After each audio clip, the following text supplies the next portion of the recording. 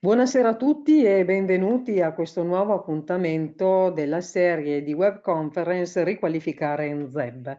Come potete vedere già dal titolo di questo incontro, oggi andremo a vedere come è stata riqualificata una scuola in standard passivo. Lo vedremo con il geometro Antonio Robustelli della Cuna, che vedete già collegato e che saluto. Buonasera Antonio. Buonasera Lara, buonasera. Buonasera a tutti. Eh, con il geometra andremo a vedere appunto questo progetto che è stato già realizzato qualche anno fa, ma la cosa interessante appunto di presentare un progetto realizzato già da qualche anno è riuscire a capire come questo progetto funziona a distanza di anni, capire se effettivamente quello che si è progettato è effettivamente reale, capire dove eventualmente, se ci sono state delle incongruenze o delle criticità, andare eventualmente a risolverle, ma questo ce lo dirà direttamente il geometra Robustelli.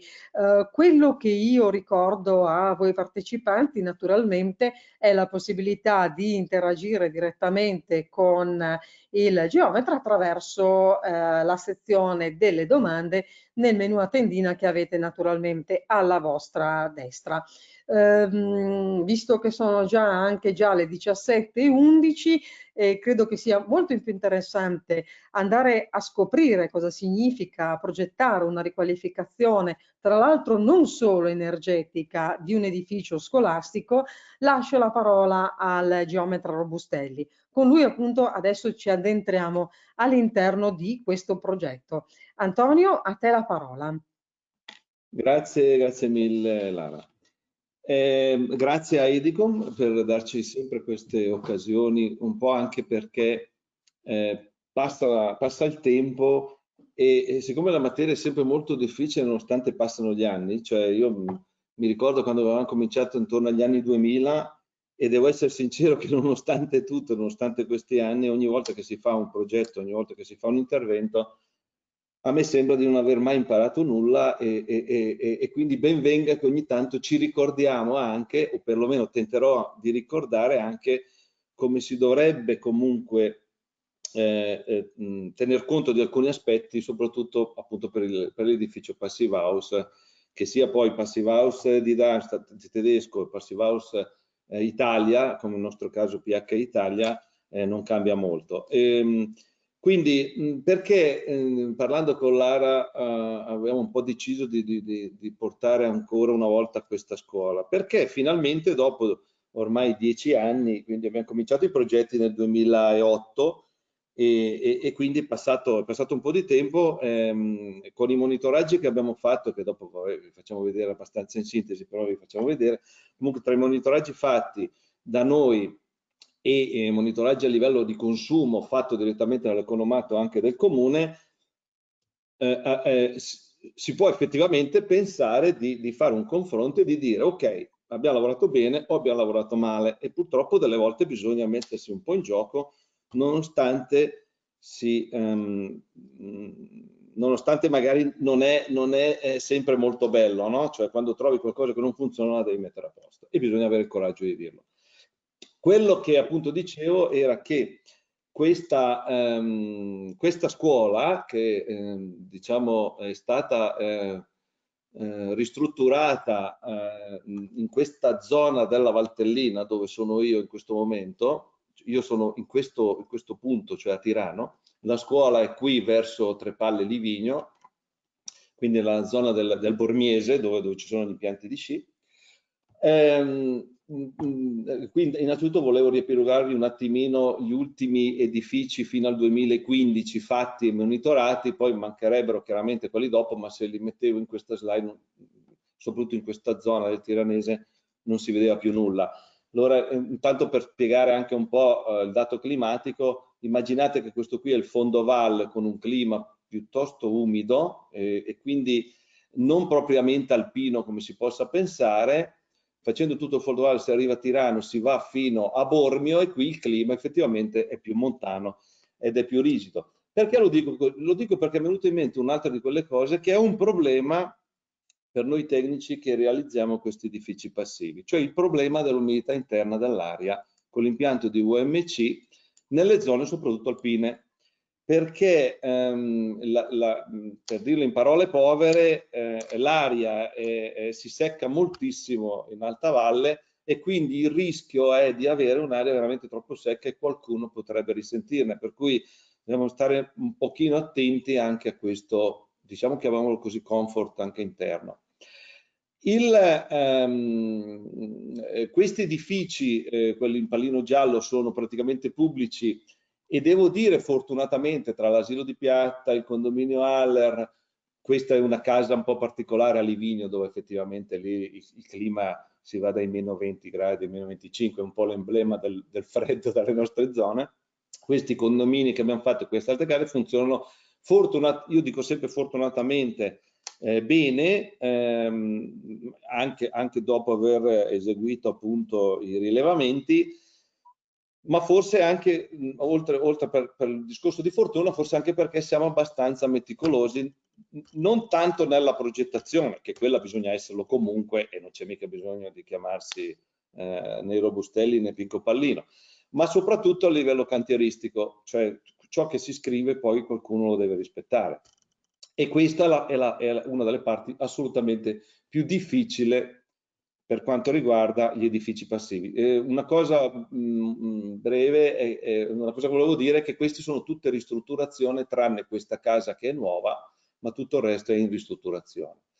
Ultimamente abbiamo eseguito altre 3 ristrutturazioni più due, un poliambulatorio e una palestrina che ho pubblicato anche in Facebook e un altro intervento sempre di ristrutturazione, e devo dire che in effetti mano a mano che si va avanti noi siamo più tranquilli, le cose migliorano, anche addirittura la tenuta all'aria che si partiva con uno 0,5 più o meno 0,5, 0,4, adesso scendiamo anche in ristrutturazione fino a 0,3, 0,2. Non è poi così importante la tenuta all'aria, lo dico subito perché sennò sembra che le case passive, cioè sembra la gara di chi esegue meglio le case passive sulla tenuta all'aria. Attenzione, la tenuta all'aria è importante, sì. Sapete, per chi si intende un po' della passive house, sapete che l'N50 deve essere sotto lo 0,6, no? Quello per forza. Nelle nostre ristrutturazioni ci siamo imposti il parametro sempre dallo 0,6 anche in ristrutturazione, anche se con la passive house tedesca si potrebbe arrivare fino a 0,9 o anche 1. Per cui il discorso è, noi ci siamo imposti lo 0,6 perché soprattutto su certe ristrutturazioni, quelle piccole, è molto importante che la tenuta dell'aria sia fatta bene, questo anche per la bontà della costruzione dell'edificio.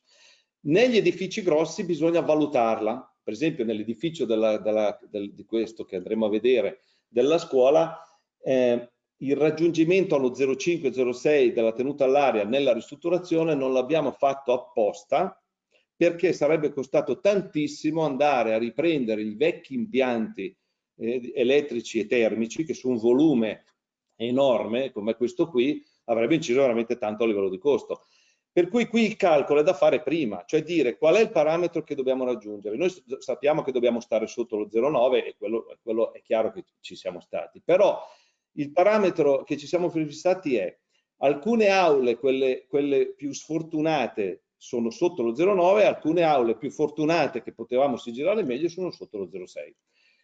Il discorso è che poi nel calcolo generale, per i ricambi d'aria che dobbiamo fare in un fabbricato non residenziale che è una scuola, con le famose aule pollaio, che adesso finalmente qualcuno si è svegliato anche da parte del Ministero dicendo che le aule sono di un pollaio, e lo erano già nel 2009 quando abbiamo progettato noi, non incide più tanto l'infiltrazione, cioè l'N50, cioè l'infiltrazione o meno della ventilazione, delle perdite della ventilazione, non incidono così tanto in un volume del genere, sapendo che noi la portata la dobbiamo alzare per fare un ricambio dell'aria igienico, perché altrimenti non ci sarebbe una CO2 sufficiente all'interno delle aule. Discorso che poi affronteremo un po' meglio e capirete subito cosa voglio dire. Sta di fatto che comunque tutto sommato anche questo intervento, nonostante avesse diciamo più di 20 aule, stiamo parlando di 25-26 aule più un auditorium eccetera eccetera, questo intervento non ha pregiudicato per una tenuta all'area da 0,9 l'indice effettivo, il famoso EPH italiano, cioè l'indice di consumo effettivo, l'energia utile effettiva che deve stare sotto i 15, cioè no, siamo riusciti, e soprattutto siamo riusciti a mantenere anche dei watt a metro quadro molto bassi, proprio perché in questa maniera siamo poi riusciti a chiudere gli impianti di riscaldamento, che era la cosa che mi interessava a me. Cioè tutti gli edifici che abbiamo fatto qui funzionano tutti con la VMC e come questo ha una VMC con una batteria di posta e antiriscaldamento di 500 watt, cioè pochissima. Cioè questi edifici si scaldano con l'aria e questo era il nostro obiettivo. Se no non saremmo riusciti poi ad abbassare diciamo, i costi dell'impianto di riscaldamento.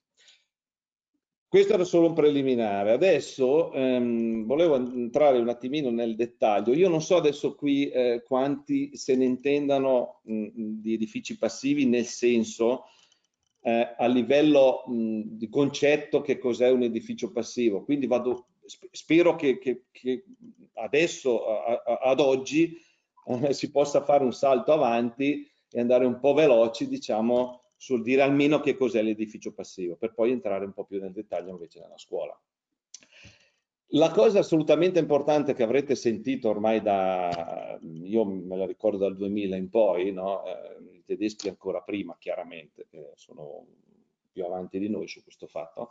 La cosa comunque assolutamente basilare è il sole, giusto? Abbiamo ormai capito che il sole, se non c'è, non che non ti permette di fare l'edificio passivo, perché abbiamo degli edifici in zona dove il sole non c'è per 2 mesi all'anno, ma chiaramente qualche apporto, cioè nel resto del periodo l'apporto solare ci deve essere, altrimenti con cosa la scaldiamo questa casa? Vero è che se però la isolo bene, la faccio bene, la coibento bene, ho i bei serramenti, quindi dove c'è pochissimo sole, dove non ce n'è, non vado a mettere serramenti con un G alto per far entrare calore e trattenere calore all'interno, ma metterò un UG basso perché devo fare in modo che il calore non vada verso l'esterno, perché se il sole non c'è è inutile che giocherelliamo sulla trasparenza del vetro, no? Cioè al limite poi ci chiediamo se è confortevole o meno, ma quello è un altro discorso sulla TL. Però se il G è alto o l'UG è basso, fa molta differenza a seconda che ci sia tanto sole o poco sole, perché magari siamo in una zona dove c'è ombra, per cui è inutile andare. E lì si sbaglia moltissimo, ho visto molti errori nei calcoli, proprio anche perché si dà un po' per scontato del dire, ah beh, metteremo lo 0,5 oppure al contrario, metteremo lo 0,8, cioè stiamo un po' più alto con l'UG, a seconda perché è meglio stare bassi, perché insomma tiene meglio il calore, eccetera, eccetera, eccetera. Invece il calcolo che bisogna fare è del bilancio energetico anche, no? Cioè quanto effettivamente riesco ad avere. Se sono all'ombra, il sole non c'è, ragazzi, quindi bisogna un pochino fare i calcoli su questo. Proprio legato al sole si passa poi nella casa passiva al secondo concetto, che è quello di dire ogni casa passiva deve essere studiata per il proprio sito. La stessa scuola, con gli stessi isolanti, con gli stessi vetri, con lo stesso impianto, con tutto quello che volete, identica. Se la portate in Sicilia non è a 14 kWh al metro quadro all'anno, ma sarà a 1 kWh al metro quadro all'anno. Queste trasposizioni l'ho fatte qualche anno fa ad Avellino, dove avevo fatto vedere che con lo stesso identico isolamento ad Avellino eravamo veramente a 1 e qua eravamo magari a 12. Per cui cos'è che fa la differenza? Il clima. Il fatto che è più freddo o il fatto che è più caldo. Non c'è altro. Quindi una delle cose assolutamente non da fare, è obbligatorio, perché altrimenti non riusciamo a elaborare i dati climatici reali, è quella di elaborarli con il programma che per il PHPP o per il PHPP tedesco o pH italiano, è importante utilizzare il Meteor Norm con i dati, diciamo, locali di quel punto. Quindi se a dicembre da una parte qui, sapete che siamo a ovest, cala il sole, e da una parte qui che a est si alza il sole, sappiamo che in questo periodo qui non ho apporti solari, perché questa è la montagna che è in ombra, che mi mette, diciamo, la casa in ombra, per cui vuol dire che se io in quel punto faccio il mio rilievo dell'orizzonte, riesco poi a capire, elaborando chiaramente i dati climatici, da che ora a che ore riesco a incamerare o meno apporti solari. Attenzione, questo è importante poi per l'estate in zona dell'Emilia Romagna, dove è l'opposto. Io sto parlando della scuola che è in Alta Valle, ma in Emilia Romagna invece devo fare in modo che sia eventualmente schermata, quindi bisogna stare attenti anche a questo, ma ormai lo sapete già, no? Questo non è un problema. Cosa vuol dire non disperdere calore? Che è il terzo, diciamo, problema. Cioè, non disperdere calore vuol dire che io all'interno della mia casa, in inverno, quindi nella mia scuola, il calore, siccome è solo fisica e non è nient'altro, e quindi da qua passa a qui, cioè molecole che si agitano per il calore, si agitano andando a spostarsi, andando, diciamo, a mischiarsi a quali? Alle molecole che sono più fredde, cioè alle temperature più fredde, per cui io devo fare in modo di interrompere, diciamo, il ponte, no? Per far sì che questo calore rimanga nella sua tazzina, una cosa un po' così, vero? Quindi per far questo cosa serve? Mettersi il cappottone, perché il caldo lo tengo anch'io con i vestiti, con il cappottone. E non a caso ho scelto questa immagine, perché non vuol dire mettere un cappotto da 10 cm. In Italia, in qualsiasi zona, perfino in Sicilia, il cappotto da 10 cm non è sufficiente. È inutile che diciamo, ma andiamo a tirare il centimetro. Ma sì, ragazzi miei, possiamo tirare tutto quello che vogliamo, possiamo rispettare la legge, possiamo fare il minimo di legge, possiamo fare tutto quello che uno vuole per risparmiare dei soldi, ma vi garantisco che gli edifici passivi, calcolati con il clima reale, attenzione, non quello da legge 10, ma quello reale, vi posso dire che in questi anni, che sono più o meno 20, più o meno, che facciamo queste cose, in questi anni non ho trovato un edificio monitorato che mi abbia regalato di più di quello che ho progettato. Purtroppo, devo dire, purtroppo, perché mano a mano che si facevano avrei potuto chiaramente tirare di più da una parte o dall'altra. La coperta è sempre piccola, stretta. Sembra un po' di sentire il ministro dei lavori pubblici, no? Che in questo periodo qui sembra che non abbia più la coperta, per cui. Quindi è così anche con la casa passiva. Non si può pensare di improvvisare dicendo ma sì dai tiriamo via qualche centimetro. No, i centimetri si devono vedere nella casa passiva, mi spiace ma è così, ok? Poi dopodiché se vogliamo fare i tecnici fini posso arrivare a dire sì, ci puoi arrivare col 18, ci puoi arrivare col 19, ci puoi arrivare col 20 e non col 25, ma poi allora ti faccio il pelo su ogni piccolo dettaglio della tua costruzione e vedrai che poi non ci staremo dentro. Ma attenzione, la cosa che poi è pericolosa è che il cliente, o in questo caso il sindaco, le cose le controlla, perché se non gli tornano i conti, pigliano Robustelli e gli dicono Antonio, tu hai fatto questa, va bene, dai, era il 2009, era presto, è tutto quello che vuoi, ma se non funziona, tu di lavoro non ne pigli più. Allora, secondo me non c'è di peggio che fare una stupidaggine per poi sentirsela dire per tutti gli anni, dopo, a venire, in continuazione e soprattutto poi per non prendere più il lavoro e non ti danno più il lavoro. L'altro concetto è che non è abbastanza appunto il cappottone, ma va valutata bene la tenuta all'aria. In questo caso dove noi facciamo rientrare anche le ristrutturazioni possibilmente sempre sotto lo 0,6 e si riesce se si lavora bene, sempre, anche in ristrutturazione. È importante perché abbiamo detto che il calore viene trattenuto da una coperta pesante, ma il vento no. Quindi attraverso una lana, un maglione di lana, passa l'aria.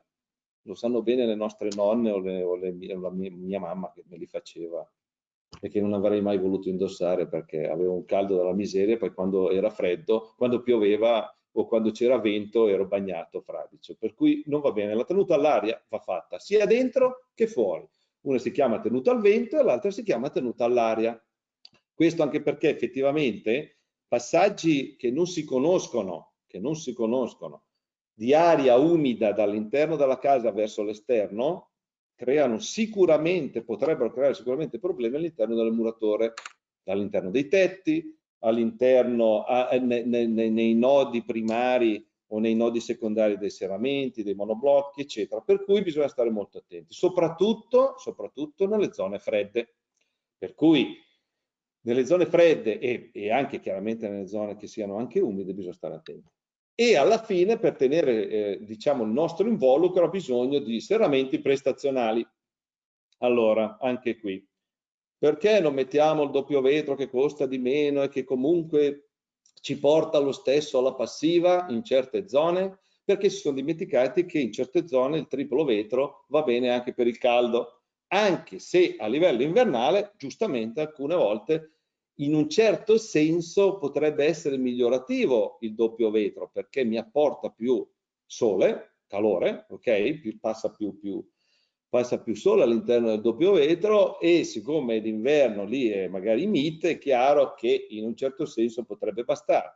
Ma abbiamo ormai verificato da un bel po' di anni che un triplo vetro fatto bene con questi valori funziona molto bene anche nelle zone diciamo più calde che la nostra, ok? Tanto ormai oggi il vetro costa comunque tutto tanto, per cui non incide tantissimo su tutto un costo diciamo generale.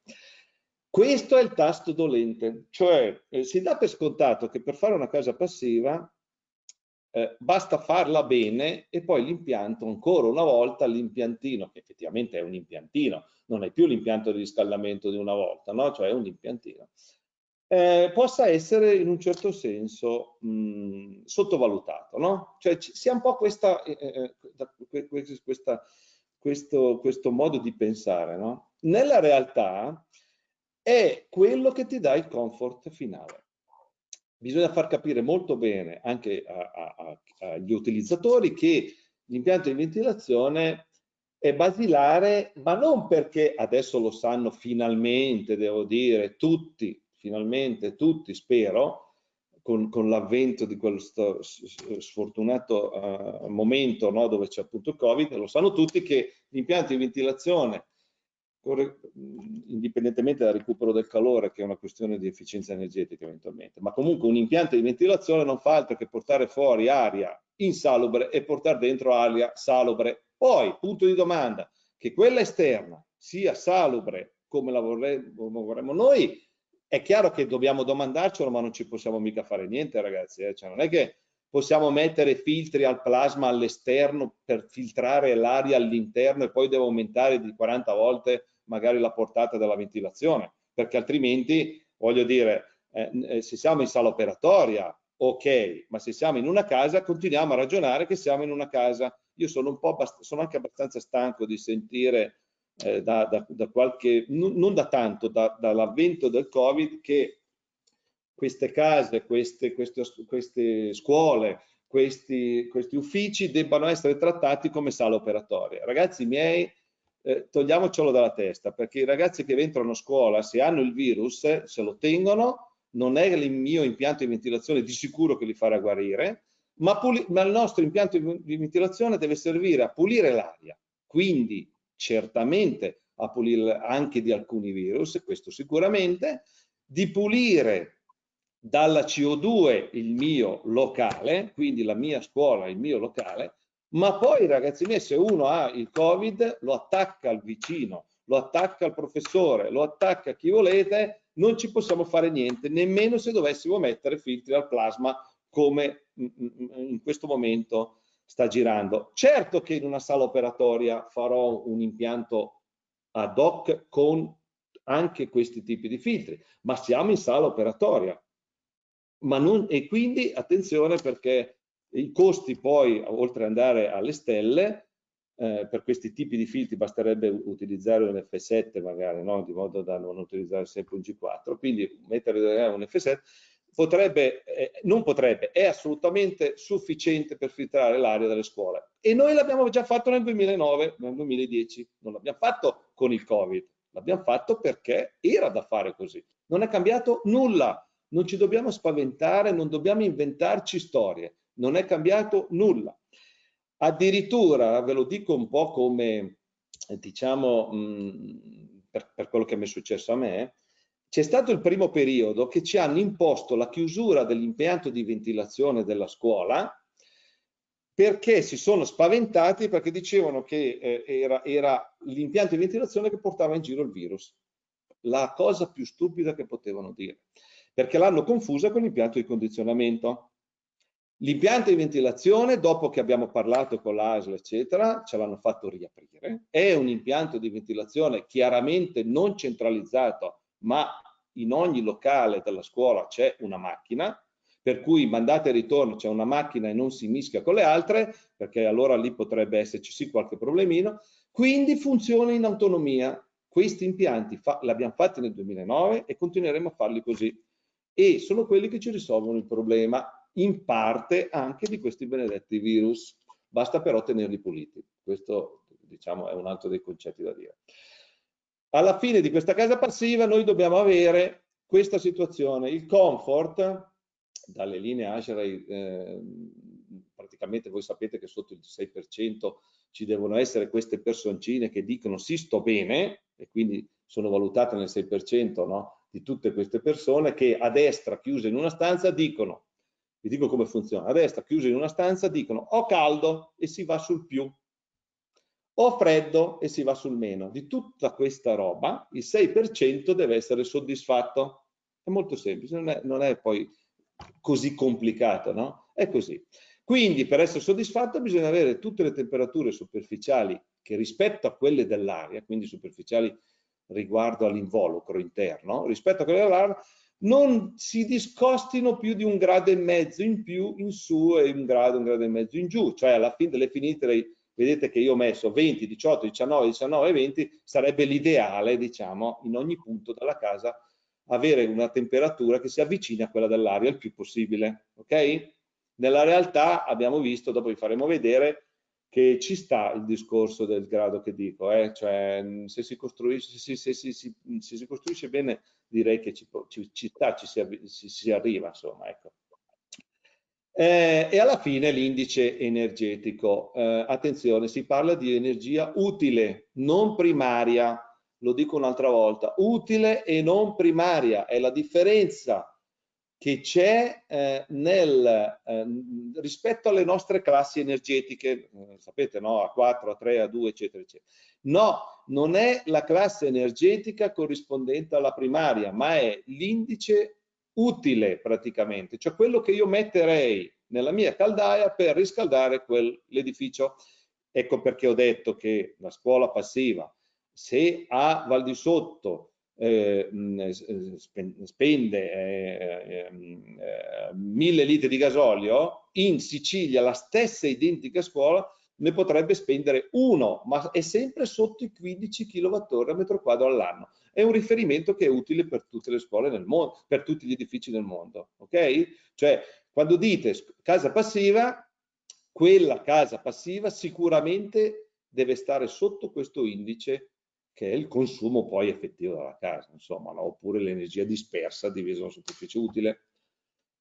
Questo non ve lo racconto, ma vi dico solo una cosa. Qui vi ho riepilogato un po' quali sono gli indici del pH Italia e quello tedesco. Non variano di tanto, variano semmai sul discorso di carico estivo l'avevamo abbassato a 4 watt a metro invece di 10, quindi l'abbiamo abbassato un po' perché l'Italia ha molte parti sono più calde della Germania, per cui diciamo c'è questo ritocco in basso. Okay?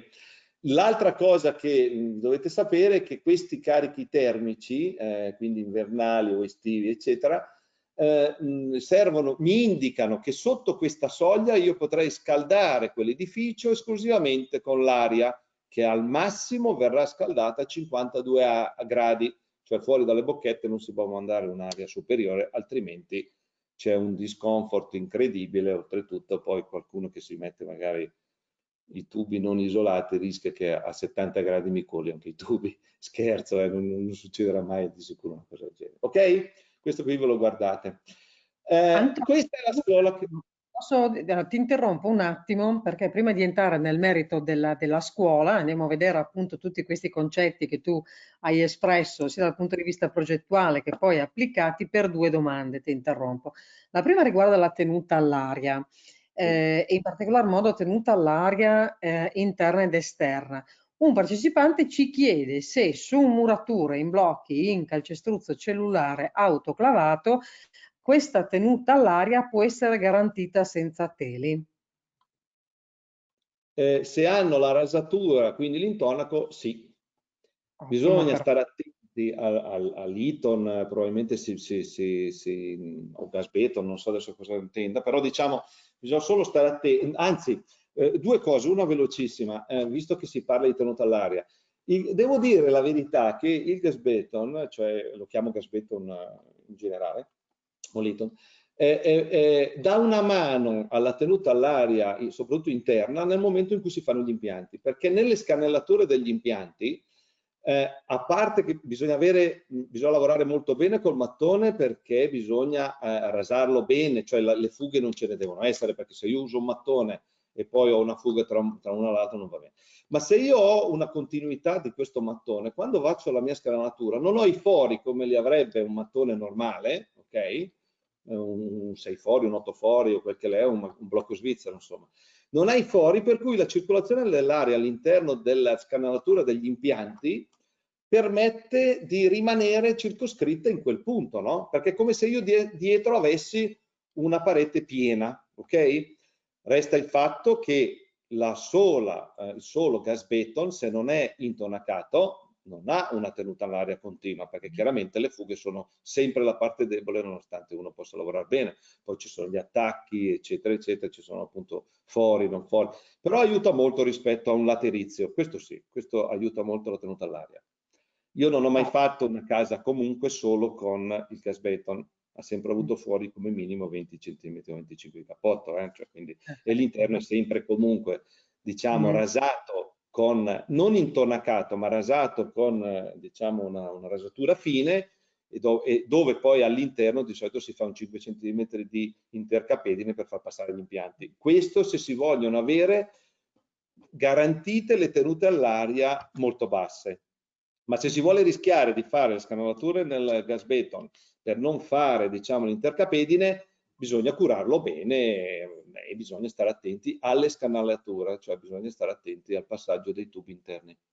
Okay? Perfetto. L'altra domanda poi, se non erro, è un'anticipazione un po' di una scelta progettuale che avete fatto poi voi su questa scuola, perché la domanda riguarda il VMC e ti chiedono se può essere inserita puntualmente in ogni aula per una manutenzione più immediata, ma credo che sarà discorso successivo Sì. appunto della descrizione proprio del progetto che avete fatto anche impiantistico su questa scuola, insomma, se non ricordo male. Assolutamente sì, nel senso che allora, facciamo così, lo anticipiamo subito così rispondiamo anche alla VMC, no? Andiamo un po' così, poi vi farò vedere anche un video, cioè quindi giochiamo un po' oggi, no? Visto che siamo tutti senza mascherina, finalmente davanti al video almeno ci sfoghiamo un po'. Io poi sono uno che soffro tantissimo davanti a un video, meno male che ti vedo, perché sennò sarei qui a guardarmi i video, divento pazzo, no? Quindi vabbè, ho bisogno di stare in mezzo, no? Per parlare, per discutere. Penso un po' tutti.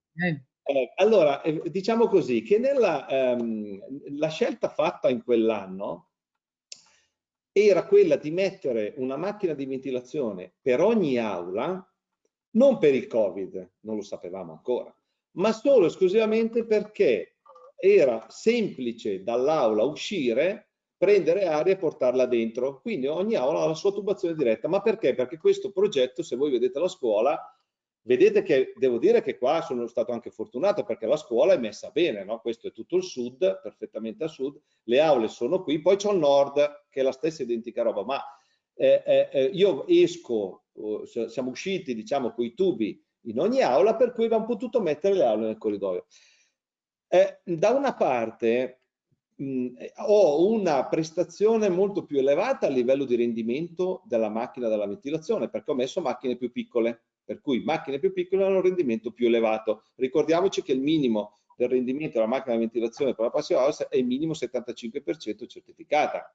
Noi non avevamo macchine tedesche perché per nostro principio vogliamo far lavorare, ma non perché io sono amico di tutti, tedeschi, non tedeschi, non è quello lì il problema, ma ho detto noi siamo in Italia, dovremmo avere qualche ditta che pian piano cresca e che fornisca le stesse macchine, però le dobbiamo verificare. Difatti le abbiamo verificate, abbiamo preso una ditta italiana senza problemi, poi vi farò vedere i rendimenti, l'importante è verificarle e fargliele sistemare dove chiaramente non raggiungono i risultati, non bisogna sgabolarli, insomma, ecco, ho detto proprio fuori dai denti.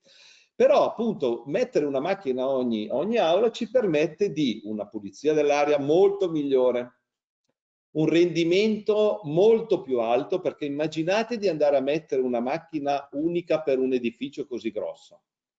Sono 3.200 metri quadri, sono 10.000 metri cubi di volume. Se lo dovessi ricambiare con i parametri della legge italiana, con le norme UNI, io avrei bisogno di una centrale nucleare, non di una macchina. Ma perché? Perché il rendimento sarebbe bassissimo.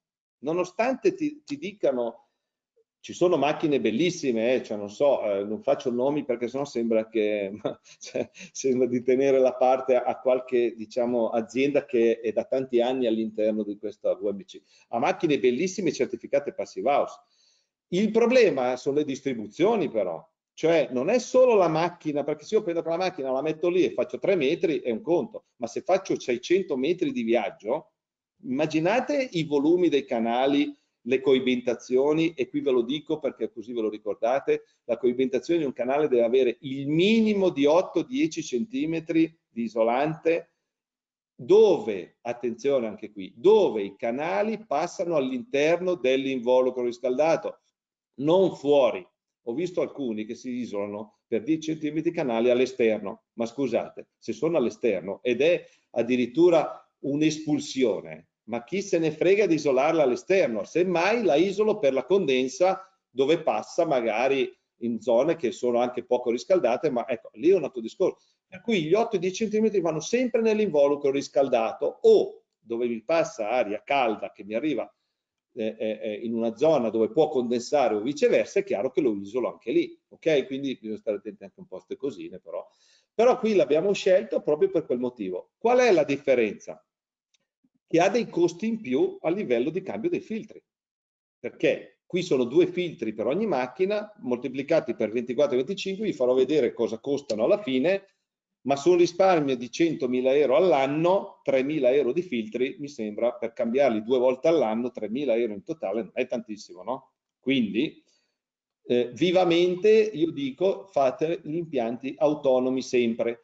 Adesso addirittura attenzione, perché con il Covid effettivamente non potremmo mischiare aria. Io qui ho dei poliambulatori e delle biblioteche che abbiamo finito quest'anno, diciamo, no? Abbiamo fatto passive quest'anno, che era l'unica zona che non avevamo fatto, era l'interrato, no? Quindi la passiva è questa, quindi l'involucro finisce qua, adesso è diventato questo.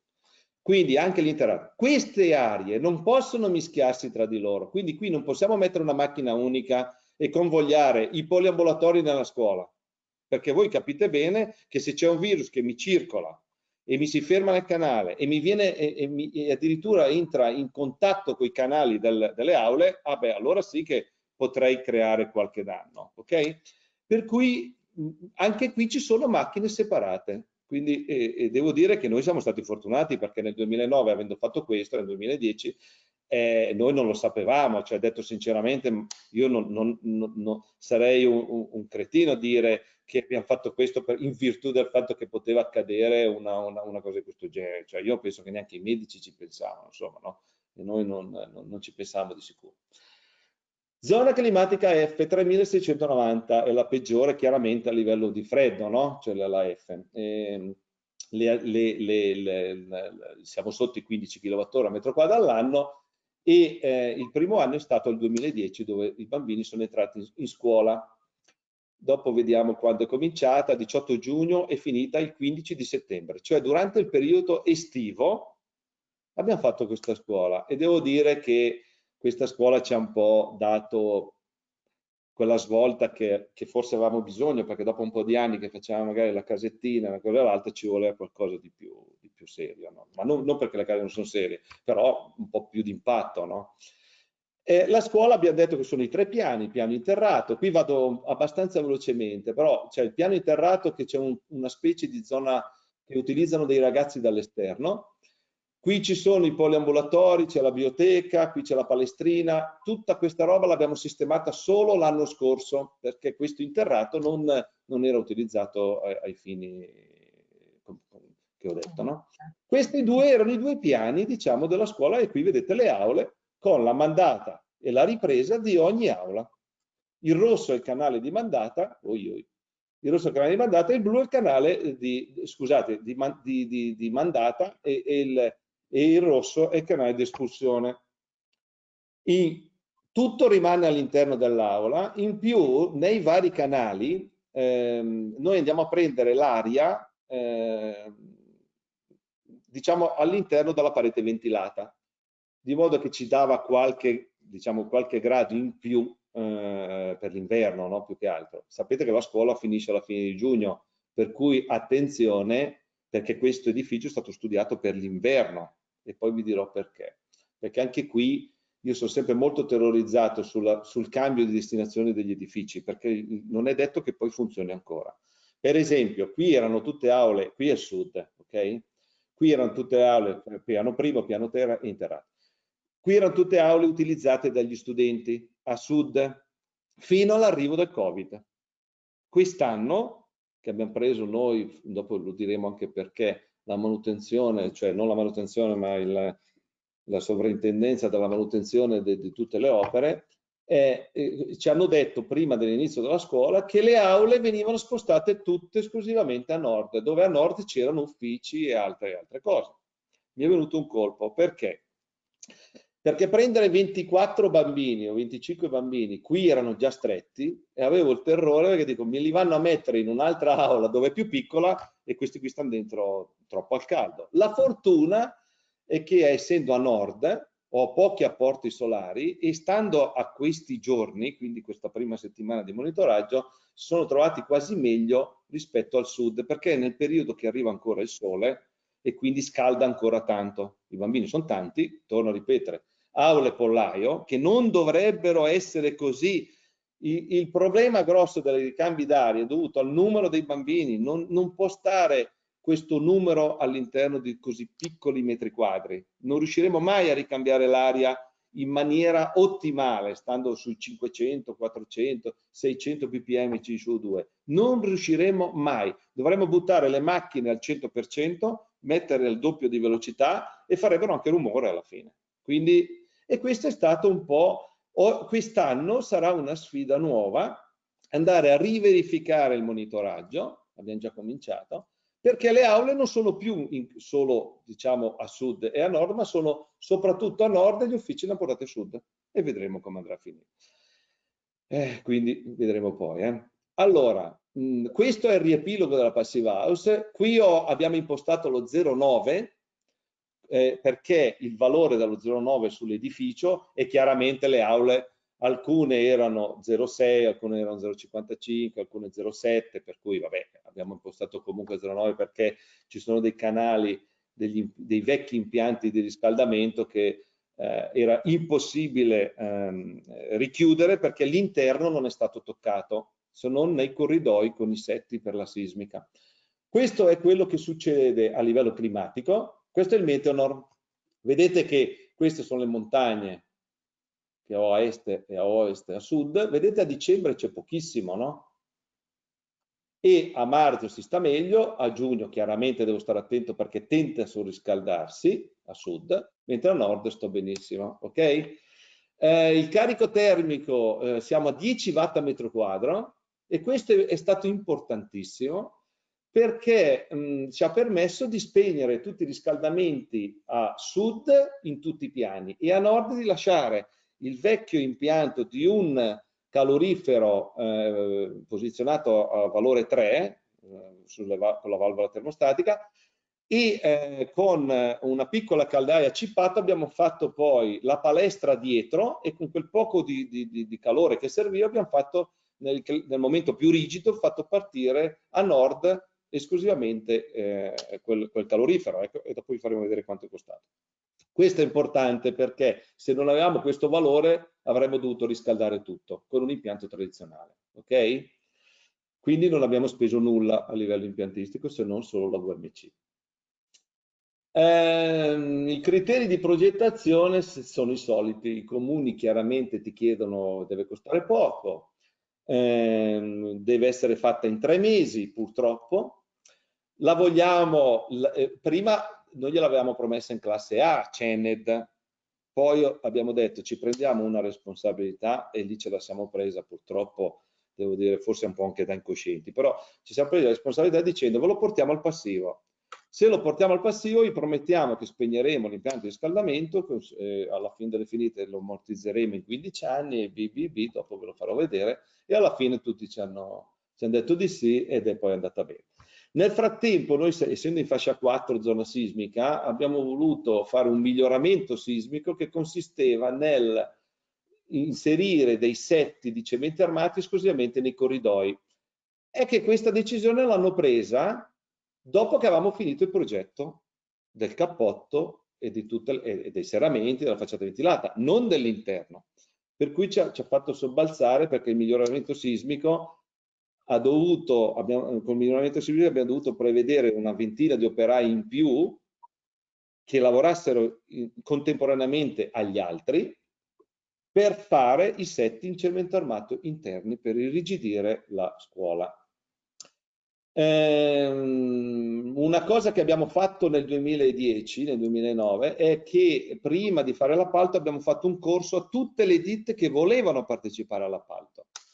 Purtroppo per legge non si può più, ma in quell'anno si poteva, cioè la ditta, abbiamo aperto diciamo un'adesione di interesse alla scuola, alla realizzazione della scuola essendo stata la prima passive house di ristrutturazione, quindi abbiamo fatto un corso a tutti coloro che volevano partecipare, agli impresari, ma non avevano ancora fatto l'offerta, chiaramente non era ancora stata aperta. Questo ci ha aiutato molto perché su 40 partecipanti del corso hanno partecipato all'offerta di questa scuola in 3. Allora, la domanda è, ma possibile che su 40 impresari in 3 hanno partecipato alla gara? Possibile sì, perché non erano pronti e si sono spaventati. Devo dirvi la verità, si sono veramente spaventati, perché in quegli anni lì era veramente un po', diciamo così, un po' l'inizio, no? Questo è stato il quadro economico che mi hanno chiesto 1000 volte e a questo punto questo qui è quello di progetto, per cui è questo. Il ribasso è stato del 17% e l'ammortamento di 12 anni. Ok? Questo era il calcolo d'ammortamento che avevamo fatto col prezzo del gasolio di 1,40. Noi gli avevamo detto che a 1,40 saremmo andati circa 105.000 euro, ok? In 12 anni di ammortamento. L'abbiamo migliorata sismicamente, abbiamo detto, inserendo dentro nel nostro modellatore, che è un'analisi degli elementi finiti della struttura, dei setti interni ai corridoi. Ok? Abbiamo dovuto rifare tutto il progetto in 20 giorni perché volevano andare in appalto e noi non avevamo mai parlato di sismica, per cui qui è stata un'altra di quelle belle cose che non bisognerebbe mai fare, perché però purtroppo a livello pubblico è un po' anche così. Qui vi ho messo un po' di valori di progetto, dove qua vedete che il pavimento del piano interrato non era coibentato perché non era ancora stato fatto. Adesso questi valori ad oggi sono tutti sullo 0,13, 0,12, per cui adesso è tutta la scuola passiva, non solo i 2 piani, ok? Nel calcolo di progetto state sempre attenti alla verifica di che cosa disperde di più in fin dei conti, no? E qui chiaramente avete visto che i serramenti hanno un bel ruolo più che il cappotto, no?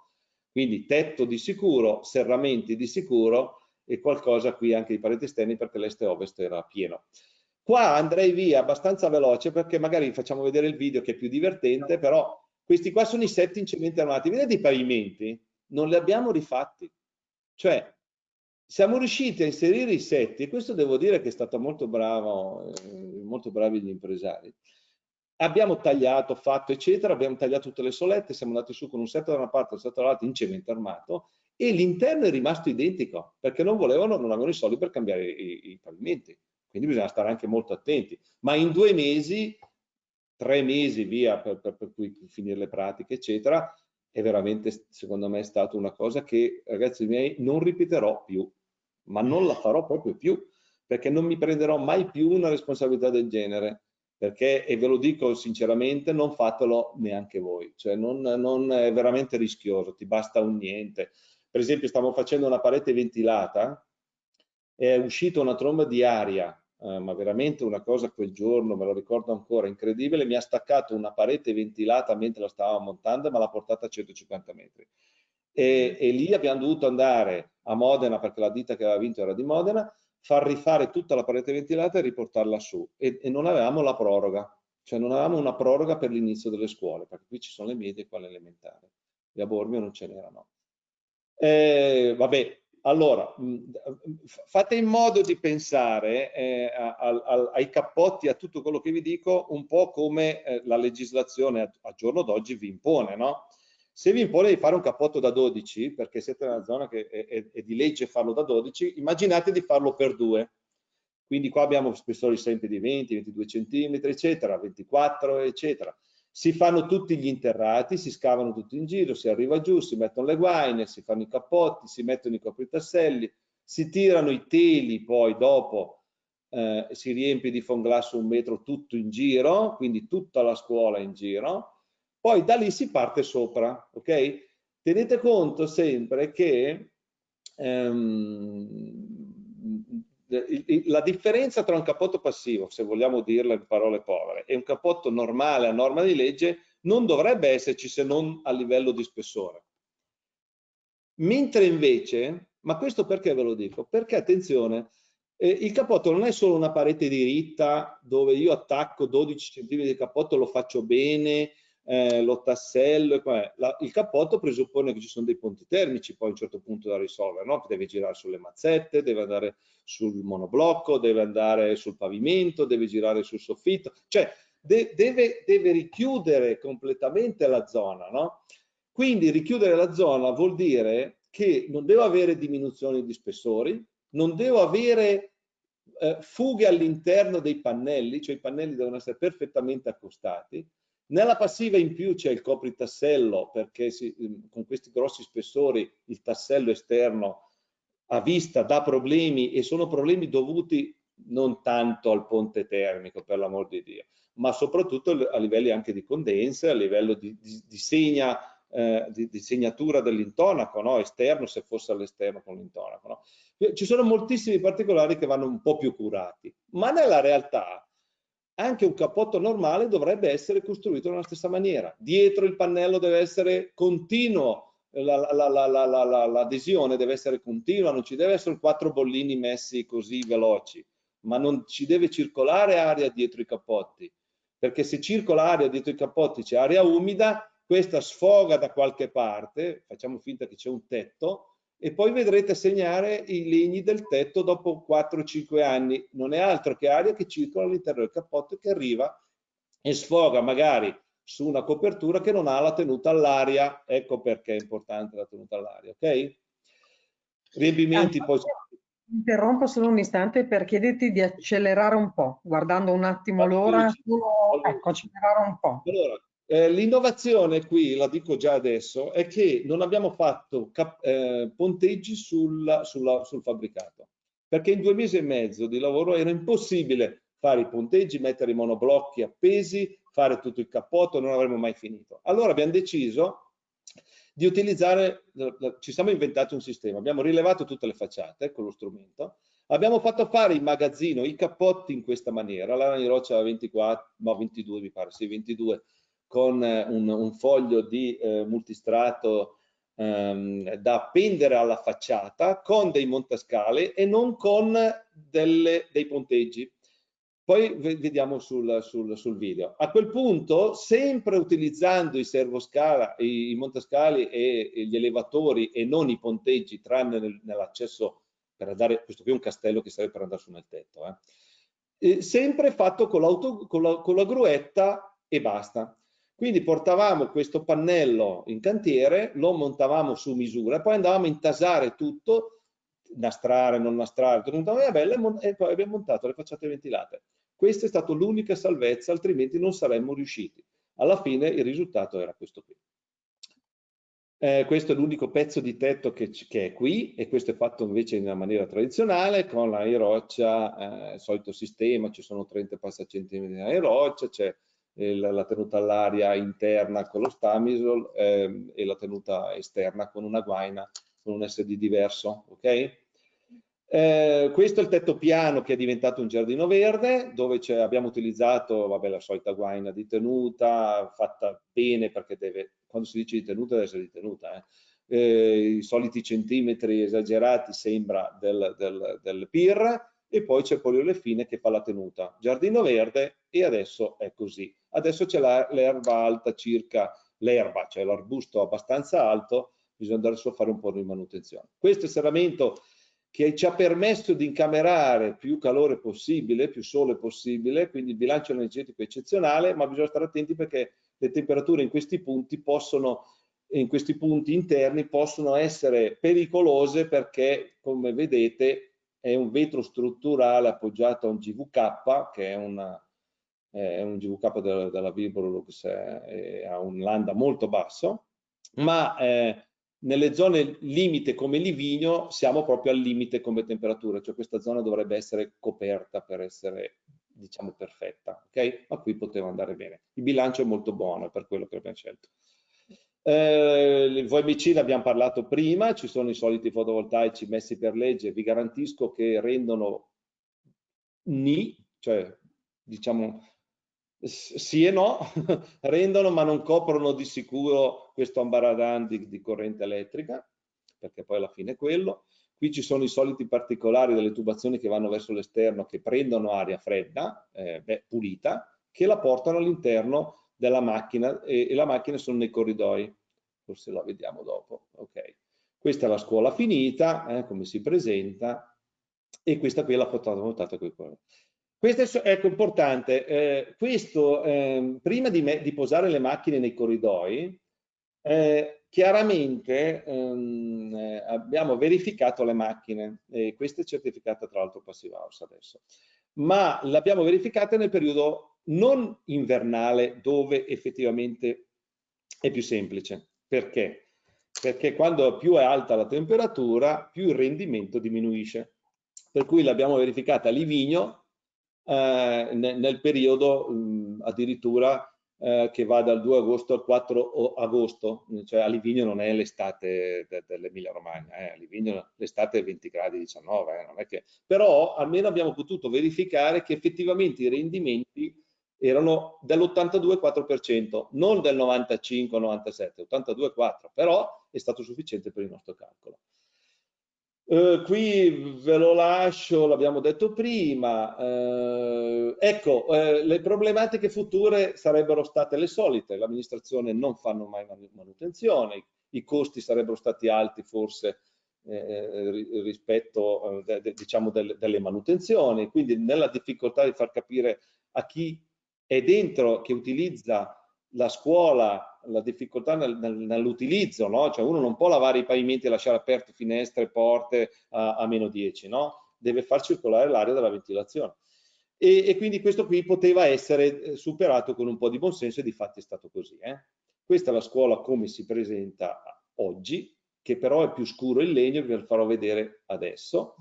Qui poi ci hanno dato, diciamo, un riconoscimento solo 24 ore in quell'anno, ingrandito, ve lo vedete, però voglio dire, cioè, tanto avete le slide. Comunque in quell'anno lì ci avevano dato un riconoscimento almeno letterario, chiamiamolo così. L'Edicom addirittura ci ha pubblicato, mi ricordo molto gentilmente, una parte anche su questa scuola, vero? Ti ricordi, Lara?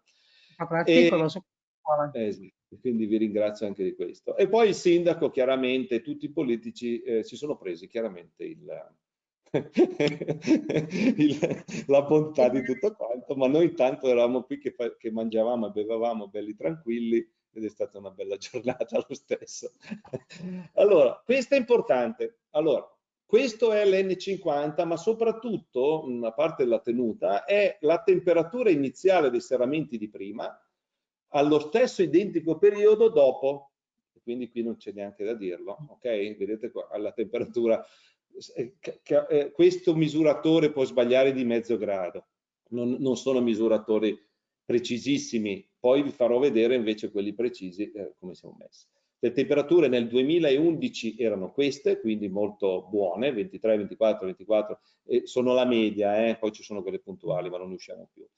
Queste sono le aule a nord, stesso discorso, un po' più basse, un grado in meno. Idem i corridoi perché non prendono il sole, un po' più basse, ma sempre 21,9, 23, 23, cioè si sta benissimo.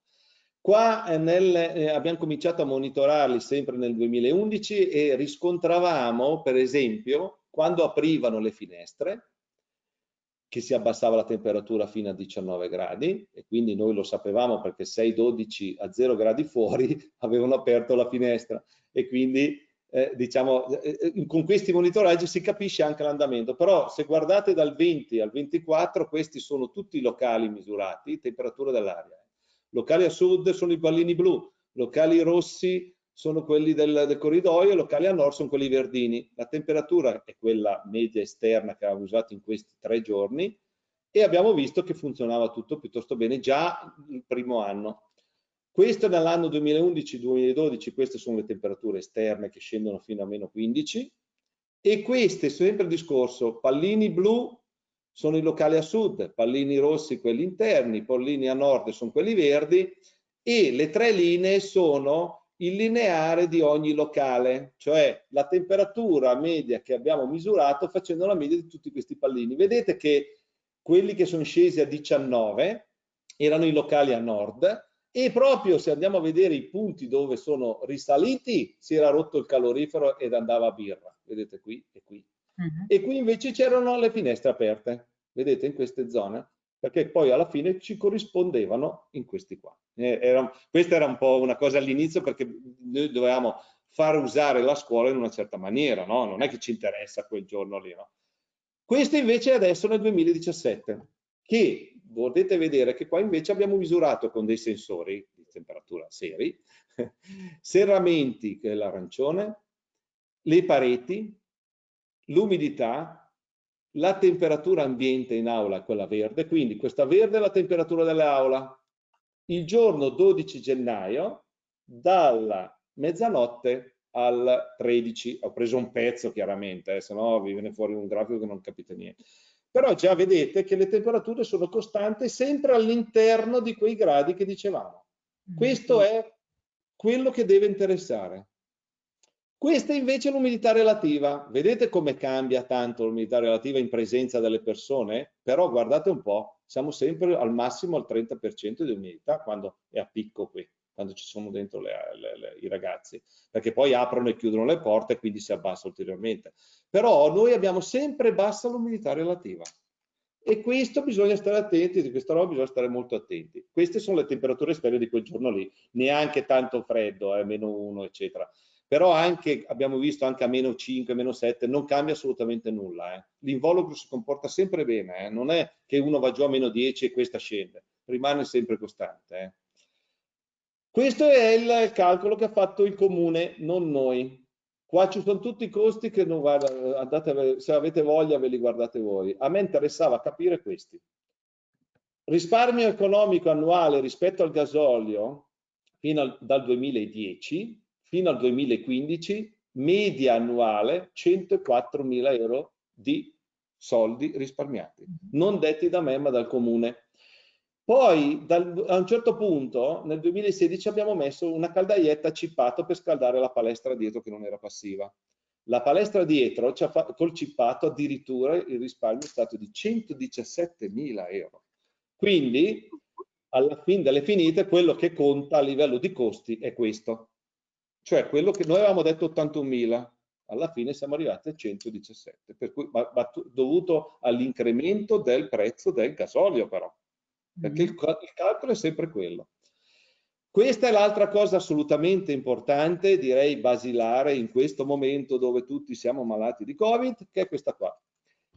La CO2, ricordiamoci che il ricambio della ventilazione non è nata per portare fuori gli insetti, i virus, i batteri, è nata per fare il ricambio d'aria per abbassare la CO2.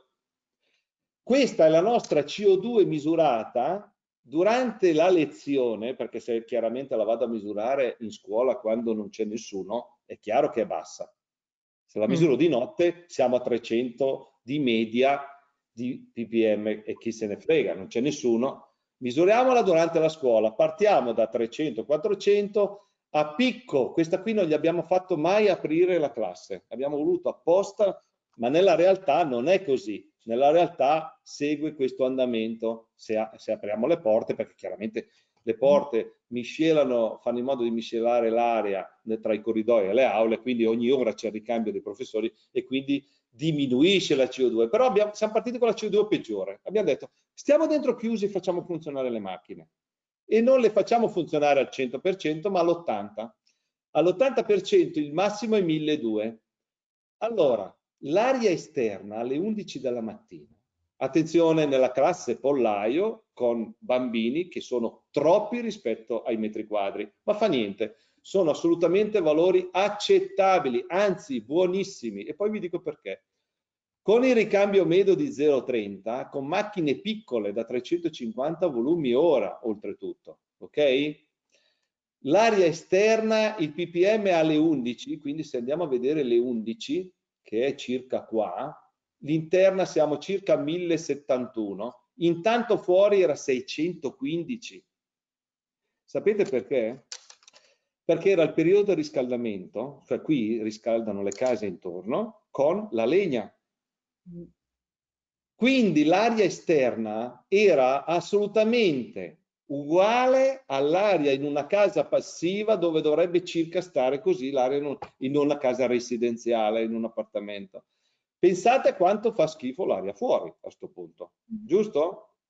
Perché noi dovremmo stare a 300 con l'aria fuori, come va giù di notte, e invece alle 11 eravamo a 600. Per cui la differenza tra 1000 e 600 è andata benissimo, è eccezionale, perché se non fosse così avremmo di sicuro questo addirittura a livelli di 400 e 500. Ma va bene, non ci sono problemi. A livello proprio di tenuta la CO2 è eccezionale. Sapete anche perché? Perché questo è il riferimento della stessa classe, con gli stessi alunni, ricercata per un mese nel comune, non vi dico dove, ma più in Bassavalle. Non ho potuto mettere il nome della scuola media perché se no mi denunciavano, perché altrimenti dovremmo chiudere tutte le scuole. Ma in questa scuola, che era identica a quella sulla misurata, ed è una scuola dove hanno cambiato i serramenti, ma non c'è il ricambio d'aria, e non è una scuola isolata, c'è una scuola vecchia, no, degli anni 2000, normalissima, e guardate a livello di tempi, qua siamo nelle ore di lezione. Misurata la CO2 siamo addirittura tra appena entrano in classe a 1000, appena entrano in classe a 1000 alle 8 della mattina, fino ad arrivare a 4600 e stare tutta la mattina aprendo le porte fino a 1200. Cioè la media di 3000 e passa ppm. Noi eravamo a 1000 alle 11 quando fuori era 600. Qui l'aria fuori era 510, non migliorativa di tanto però. Quindi vedete che sono 3 volte tanto, 4 volte tanto. Attenzione, ci sono aule che non ho fatto vedere, sennò sembrava che sgabolassi i risultati, dove qui si arriva a 6000. Qualche medico, se qualche medico vede questa cosa, comincia a preoccuparsi. Allora, dopodiché di CO2 non è mai morto nessuno, no? Cioè nel senso che uno non è che adesso muore, non è mai morto nessuno in classe, però sai, non si muore neanche di ignoranza, per cui non è che alla fine delle finite è uguale, no? Per cui stiamo attenti davvero agli impianti di ventilazione. Ecco, la scuola è diventata scura. Voi vi chiederete perché? Perché questo è legno, non è PVC o è legno, per cui giustamente dopo 10 anni la scuola... A me francamente piace così, per cui però non è marcia, è solo invecchiata, il che ci porta al discorso manutenzione. Questa è l'innovazione di quest'anno. Finalmente, siccome l'amministrazione non riesce a controllare un edificio passivo se non hai all'interno un tecnico che l'ha fatto, o perlomeno che se ne intenda, noi siamo riusciti a farci dare, ma non perché volevamo un incarico, perché francamente, detto proprio sinceramente, non viviamo di questo incarico, cioè non preoccupatevi, anzi, però abbiamo detto, ragazzi, o ci date un incarico per controllare la scuola in toto, tutto, compreso le istituzioni dei filtri, la taratura delle macchine di ventilazione, cioè tutto quello che è scuola, ok? E a quel punto abbiamo cominciato adesso, nel 2020, a controllarla con il Covid e ci hanno dato questo incarico, finalmente, perché abbiamo sostituito vabbè, i nostri bei filtri. Alla fine 2 volte la sostituzione dei filtri costa 3.000 euro. Ricordatevi dei 110.000 risparmiati. 3.000 è il costo dei filtri che abbiamo fatto per metà adesso, perché adesso li abbiamo cambiati, poi a dicembre li ricambieremo, no? Quindi, però il costo è 3.000. La manutenzione della facciata in legno di una giornata annuale, perché torniamo, c'è qualche assettina da staccare che si è staccata, andiamo a mettere a posto, c'è qualcosina che non funziona, andiamo a mettere a posto. Alla fine è costato una giornata un operaio con un carrello elevatore, cioè con il servo, con l'elevatore, no? su 4 ruote. Quindi il costo lo fate voi. Costo manutentore impianti termici azzerato, perché chiaramente non andando più l'impianto di riscaldamento non avevamo più neanche quel problema, e il tetto giardino che è effettivamente troppo basso, ci hanno messo 2 ore, l'operaio di 2 ore ogni 2 anni, un po' poco, dovrebbe andare su una volta all'anno, adesso andremo su una volta all'anno a togliere eventualmente erbaccia se serve, ok? Quindi la fortuna è che ci ha dato questo incarico, abbiamo cominciato subito e abbiamo rifatto un'altra volta la formazione, purtroppo a bidelli e non bidelli, perché sono cambiati ancora una volta. E qui purtroppo devo dire che non c'è possibilità di fare altro, perché arrivano maestranze nuove e come facciamo? Dobbiamo rispiegare in un certo senso come vanno aperte le finestre, come vanno lavati i pavimenti per non lasciare aperte le finestre magari di notte, insomma, tutte queste cose bisogna un po' rifarle. Però devo dire che sono tutti molto anche accondiscendenti, molto gentili, cioè nel senso che mi chiamano se c'è qualcosa che non va, per dire, non so, si rendono conto immediatamente se un'aula non c'è un ricambio d'aria giusto, si rendono conto subito perché sentono un odore proprio pesante, no, dall'aria, no? Quindi vuol dire che lì c'è o la macchina che si è fermata o un filtro da pulire o un filtro da cambiare, no? Quindi in questa maniera si riesce a fare veramente l'ottimale, ok? Ma faccio io una domanda prima di fare vedere, oppure prima di approfondire altri discorsi. Ho visto che è stata fatta la formazione in pratica al personale, ma ti chiedo se è stato magari presentato questo progetto anche ai ragazzi che frequentano questa scuola, Sì, eventualmente sì. poi anche agli insegnanti che sono magari Noi forse... l'abbiamo fatto nel 2011 ai professori di scuola, ai rappresentanti dei professori di scuola e ai bambini, perché qui c'è media elementare. L'abbiamo fatto perché volevamo far capire dove erano a scuola, perché non è che noi non dobbiamo, cioè, guardate, io non è che ve lo dico perché vi devo dire che abbiamo fatto o non fatto, però in effetti in Italia scuole della Passive House, insomma, effettive non è che ce ne siano, no? Cioè, proprio tante, no? E quindi questi bambini, anche da noi in Valtellina, sono sempre stati in scuole degli anni 50 o degli anni 2000, quindi passando da una scuola del genere, come deve essere del 2000, ristrutturata, chiaramente stanno dentro molto meglio. Questo era far capire a loro perché è stata fatta.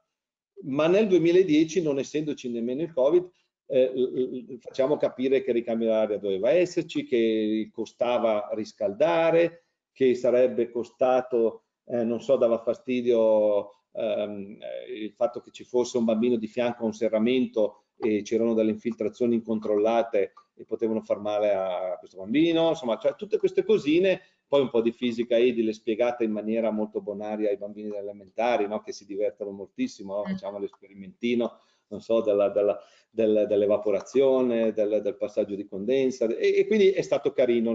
L'abbiamo fatto solo nel 2011, devo dire. Poi noi ci siamo persi, cioè nel senso che io ho continuato a fare chiaramente questo questi lavori, questi edifici, ma anche in altre zone. Quindi la scuola è andata avanti un po' con le sue gambe, no? Fino Certo. all'anno scorso, perché a un certo punto, purtroppo, devo dire che era un po' abbandonata a se stessa, no? Nel senso che i filtri venivano cambiati, le macchine andavano, ma nessuno controllava più tanto perché non c'era né la competenza né nemmeno il tempo, no? Perché con la burocrazia che c'è oggi anche un tecnico comunale diventa pazzo, no? Quindi sarebbe stato veramente difficile. E mi sono un po' riavvicinato dopo aver trasformato l'ultimo pezzo in fondo, e lì ho fatto sistemare proprio quelle cosine che sono però basilari per la casa passiva, per l'edificio passivo. Questo è stato, diciamo, e lì mi sono reso conto che non bisogna abbandonarli. Purtroppo devo dire che noi ne abbiamo ormai non tantissimi, però edifici grossi sono 6-7 dal 2010 in poi, edifici piccoli vabbè sono molto di più dal 2005, però ognuno io passo sempre a visitarlo una volta all'anno, magari a cambiargli solo l'impostazione estate-inverno della ventilazione, però almeno mi rendo conto se sta succedendo qualcosa, dove farlo intervenire, eccetera. Quindi anche piccolezze, magari un buco nel cappotto perché non se n'è accorto, è andato contro con qualcosa, come è già successo anche alla scuola, tu intervieni subito, perché se comincia a infiltrarsi acqua in un cappotto, chiaramente poi provoca danni che non c'entra niente con la passiva, però provocano danni. Quindi tutte queste cosine, ma soprattutto gli impianti di ventilazione. Devo dire la verità che il lavoro più ostinato e più difficile è far funzionare l'impianto di ventilazione. Cioè l'impianto di ventilazione, anche per le destinazioni che variano, anche secondo il Covid adesso, eccetera, o la destinazione interna dei locali, fanno sì che tu devi sempre andare a tarare le macchine, riadattarle. Qui funzionano tutte con una sonda di qualità dell'aria, no? Cioè aumentano e diminuiscono la portata secondo la sonda di qualità dell'aria. Ma se si rompe una sonda tu non lo sai, perché la macchina continua ad andare. Quindi devi passare e controllare che funzionano le sonde. Se non funzionano le devi cambiare, altrimenti la CO2 poi non viene abbassata in una maniera normale, in una maniera giusta, no? Insomma, non si possono abbandonare, è brutto dire i clienti, no? Cioè non è il cliente, ma non si possono abbandonare gli edifici. Non possiamo lasciarli, altrimenti rischiamo davvero tanto. E poi bisogna mantenere fino a quando, purtroppo ho paura che fino a quando vivremo, bisognerà mantenere, anche se sarò in pensione, spero prima o poi, mantenere comunque, ma per passione, una certa vicinanza, diciamo, a queste cose, insomma, no? Cioè, dopodiché... Allora, prima di far vedere il video, che credo sia interessante, perché ci sono dei Sì, passaggi che hai fatto vedere prima, abbiamo ancora insomma un po' di è un tempo, po' di così tempo, vediamo poi ok? Sì, realmente come è stato fatto. Una domanda, credo che sì, sia più una curiosità. Ci sì. chiedono una tipologia di sensori con cui è stato fatto con cui viene fatto il rilevamento dell'aria. Allora, vado a ricercare il programmino. Allora, i sensori sono fatti con un keylog. Adesso vi faccio Mhm. vedere. Non so se lo vedete voi, cioè, adesso aspetta che faccio così. Aspetta un attimo che vedevamo il video. Ecco, il programma è questo. Se volete un programma che abbia delle caratteristiche molto prestazionali, qui non si sbaglia di mezzo grado, qui si Certo. sbaglia di decimi di grado, no? Che poi non è neanche, cioè, allora adesso ho detto sinceramente, noi siamo un pochettino anche forse esagerati, però con questi sensori, per esempio della CO2, mi permette, questo qui è quello della CO2, mi permette di lavorare con dei valori molto buoni, cioè quindi mi permette di una rilevazione che è da tribunale, chiamiamola così, può essere da tribunale. Quello che quindi è questo qui è il programmino, se volevano proprio sapere il programmino. Quell'altro Mhm. programmino invece non è un programmino, sono degli apparecchietti che poi si Certo. elaborano. È praticamente questo, che è la stessa identica cosa, ma ve ne apro uno così, tanto facciamo così, apriamo questa che non mi ricordo che cos'è, ma è una camera. Ecco, questi sono dei sensori che vengono posati direttamente io dico, se si può metterli leggermente all'interno dell'intonaco di qualche millimetro, se si può, se no si fissano al muro, diciamo normalmente, si fissano sui vetri, si fissano in impianti di ventilazione, sono sensori di temperatura dell'aria e di umidità, e poi alla fine, dopo tutte queste misurazioni, vi danno questa risposta, no? Che poi, non so, io prendo il periodo peggiore, ve lo faccio vedere, qua si leggono poi quello che volete impostare, umidità, non so, vi danno anche la possibilità di misurare i lux, quindi la luce che entra dalla finestra all'interno dell'abitazione, no? del locale. Vi Certo. danno una marea di possibilità, e questi sì hanno veramente un range di misurazione che è veramente bassissimo da tribunale, no? Quindi Certo. non è come la pistola termica o la Mm. radiografia o la termografia, usiamo anche la termografia, però diciamo questo è molto, molto preciso, ecco. Cioè, quindi se uno lo vuole Perfetto. comprare, La non abbiamo costano neanche tantissimo, forse 1000 euro, 1500 euro, diciamo il software, e poi 400, 300 il sensore, la sonda. È chiaro che poi bisogna averne un po', insomma è un investimento certo, che logico.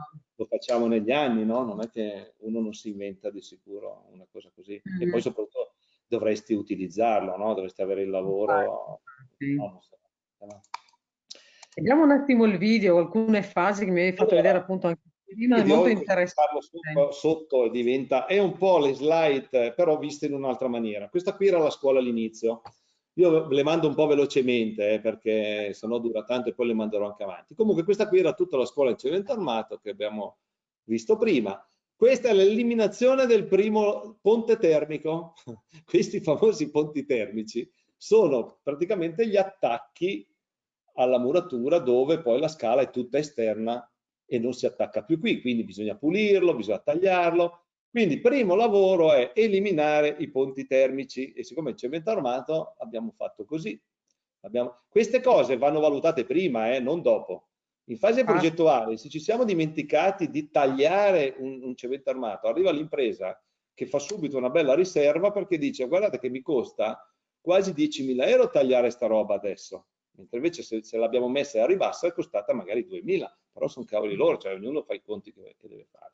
Quindi andiamo avanti un po', così andiamo un po' più veloce. Questi sono i set interni ai corridoi per quel discorso antisismico. Quindi mentre lavoravamo fuori dovevamo lavorare dentro, far passare tra le solette il calcestruzzo, armare e gettare contro questi setti. Questo ci ha veramente rubato quasi 20 giorni di lavoro, solo i 3 piani dei setti. Questo mi ha messo in crisi davvero. Avevamo Mhm. paura di non riuscire a finire, facciamo turni anche Immagino. notturni. E noi stavamo su 24 ore, perché chiaramente non puoi neanche abbandonare l'impresa. Questi sono gli scavi esterni, dove poi lì abbiamo cominciato a dare le nostre guaine, i nostri teli, i nostri cappotti. Penso sia niente di che, cioè basta farli bene, insomma, cioè le nostre guaine. Ok, questi sono i nostri teli che vengono giù una volta che è finito. Qui ci sono. A noi questo video è servito per la direzione lavori, perché siamo i Mhm. direttori lavori, e io devo ricordarmi anche, oltre alle rilevazioni e le foto, come abbiamo lavorato, perché tra 20 anni, adesso ne sono passati un po', però magari non mi ricordo più neanche dove era la scuola. Quindi qui è il telo di tenuta al vento anche nell'interrato esterno. Non dimenticatevi che il cappotto è sempre un cappotto, che sia dentro o fuori, a vista, è sempre un cappotto, anche fosse orizzontale, va trattato come cappotto a tenuta all'aria interna e al vento esterno. Questo è il foam glass in granulare. Oltre a 20 cm di cappotto di perimetro, abbiamo fatto 1 metro di questo vetro cellulare, perché mi costava meno alla fine delle finite, e mi dava una prestazione addirittura molto elevata, no? La parete, no? Quindi, perché questo qui è un isolante che ha un lambda piuttosto buono, insomma, no? Cioè noi l'abbiamo calcolato, anche se siamo un po', stiamo dalla parte, diciamo, della ragione, l'abbiamo messo a 0,10, 0,12, 0,13, cioè a seconda di come veniva compattato, non è come il polistirolo veramente, Mhm. come conduttività termica. Quindi qua poi abbiamo riempito tutto il perimetro. Andiamo avanti un po', l'omino ha finito, l'unico che ha il caschetto, tutti gli altri neanche uno, questo vabbè. Qui è il tetto esistente che abbiamo dovuto smantellare ed è quello che abbiamo visto prima con le slide dove ci va fatto la lana di roccia, vede qui all'inizio, sotto la soletta in cemento armato va innastrata la barriera a vapore durante il lavoro, mano a mano che lo facevano. Questo è per distanziare i travetti, non è l'isolante, è solo perché gli dà la dima per mettere giù i travetti. Vedete che mano a mano che vanno avanti loro nastrano perché hanno paura di rovinare, di rompere, per cui sono sicuri che dove sono passati è nastrato. E poi da qui si mette l'isolante in lana di roccia, qui sono mi pare circa 30 cm, una cosa del genere. Adesso vado un po' a memoria perché sono un po' di tempo. Qui si mette tutta la lana di roccia, andiamo avanti un pochino magari, perché ho paura di sfondare con quei tempi. Vedete? Si mette bene, si mettono i 2 o 3 strati, non mi ricordo più, erano mi sembra 2 strati in lana di roccia e una coperta finale in fibra di legno per togliere anche i ponti termici del legno. Ok? Non è così più la fibra di legno, ok? Questo è il secondo strato. Qui vanno avanti, vedete che qui c'è la fibra di legno? Cioè, se l'avete vista. Questo è il telo di tenuta all'aria esterna, quindi al vento, tutto nastrato e poi verrà nastrato anche in queste zone. Cioè voi immaginate che questo è un cappotto, ok? Quindi il cappotto deve andare qui e finire su quell'altro cappotto, giusto? Andiamo avanti un po', questo qui sono le guarnizioni prima di mettere i legni di ventilazione, ok? Molto bravi questi, fanno solo questo di mestiere, fanno esclusivamente case passive in legno con noi questi qua, quindi sono molto bravi devo dire. Quindi qua il tetto in legno, l'impresa ha preferito chiamare loro a farlo perché sono stati molto veloci, 2 giorni hanno fatto quel tetto, quindi immaginate un po', 70 metri con quelle pentole veramente poco. Questo è il tetto verde, quindi qua in e sotto il pier, come avevamo visto sulle slide, tutte le banchine in cemento armato saranno rivestite. Questo non è che ci risolve il ponte termico, cioè tutto il giro che verrà fatto di polistirolo sulla parte, ecco, su queste parti, chiaramente fa da coperta, ma non toglie il ponte termico, perché voi sapete che questo punto è quasi impossibile levarlo a livello di valore, siamo sullo 0,04 più o meno metro lineare, watt a metro Kelvin, per cui serve ad attenuare il ponte termico. Chi dice risolvo il ponte termico dice una stupidaggine, non si riesce a risolvere questi ponti termici, bisognerebbe tagliare tutto, andare fuori, fare l'angolo retto e allora sì ho un ponte termico addirittura magari negativo. Ma in questo caso dobbiamo ricordarci che nel calcolo va inserito il ponte termico, poi la temperatura interna è chiaramente altissima, però ricordatevi di calcolarlo perché su questi metri incide un pochino uno 0,02, anche se in una casetta non incide niente, ma qui può incidere sulla prestazione del 15 kWh a metro quadrato all'anno. Andiamo avanti su questo tetto, qui saldano poi il poliolefine, qui abbiamo avuto fortuna perché non ha piovuto, non chiedetemi come avrei fatto se avesse piovuto, non ve lo so dire, cioè inventavamo ogni giorno al momento se c'era qualcosa da risolvere, perché purtroppo non avevamo un'esperienza tale da ne fatte 10 di queste cose, no? Adesso se la dovessi fare chiaramente sarei un po' più esperto, diciamo. Qui l'omino che fa tutto un bel lavoretto, bravissimi. Tutti questi omini sono, ecco, questo qua verrà riempito poi di isolante ed è solo un'esalazione di un bagno. Quindi immaginate un po' 20 centimetri di isolazione intorno al tubo dell'isolazione del bagno, ok? Quindi questi particolari nella casa passiva ci sono, non ci sono nella casa normale. Alla fine abbiamo il nostro bel granulato del giardino verde, ok? Vado avanti perché questi sono gli esterni dietro, dove ci sono altri cappotti interrati, dove stanno realizzando appunto questo cappotto sottoterra. Vedete che mettono i copritasselli mano a mano che vanno avanti, coprivano ogni sera perché arrivava l'acqua, quindi provate a immaginare coprire, scoprire, coprire, scoprire. Questi sono i vari strati che ci sono all'interno di questa soletta che è di un interrato. Sotto qui c'è una palestrina, non c'è, questa è la scuola, però anche l'interrato è isolato così, per quello che poi alla fine anche i poliambulatori sotterranei e il resto, sono riuscito poi quest'anno a trasformarli anche in passivi. Andiamo avanti un po' più velocemente perché vi volevo far vedere il discorso questi monoblocchi. Adesso c'è una ditta a Parma che li fa molto bene ed è una dei pochissimi produttori di questi tipi di monoblocchi, ma questi sono appunto fatti su misura da noi progettati, e poi perché c'erano anche i vigili del fuoco li abbiamo dovuti rivestire con lana di roccia oltretutto, tranne questi che invece erano all'interno del cappotto, cioè dietro la ventilata sono rivestiti anche di lana di roccia. Questo è il cappotto sul rotondo, sulla parte tonda dell'auditorium. Qui sono 30 cm di lape e purtroppo, essendo tonda questa zona, ma sono di centinaia di metri quadri questo tondo che si vedrà poi dopo, perché qui mi sa che lo vediamo un po' poco. Vabbè.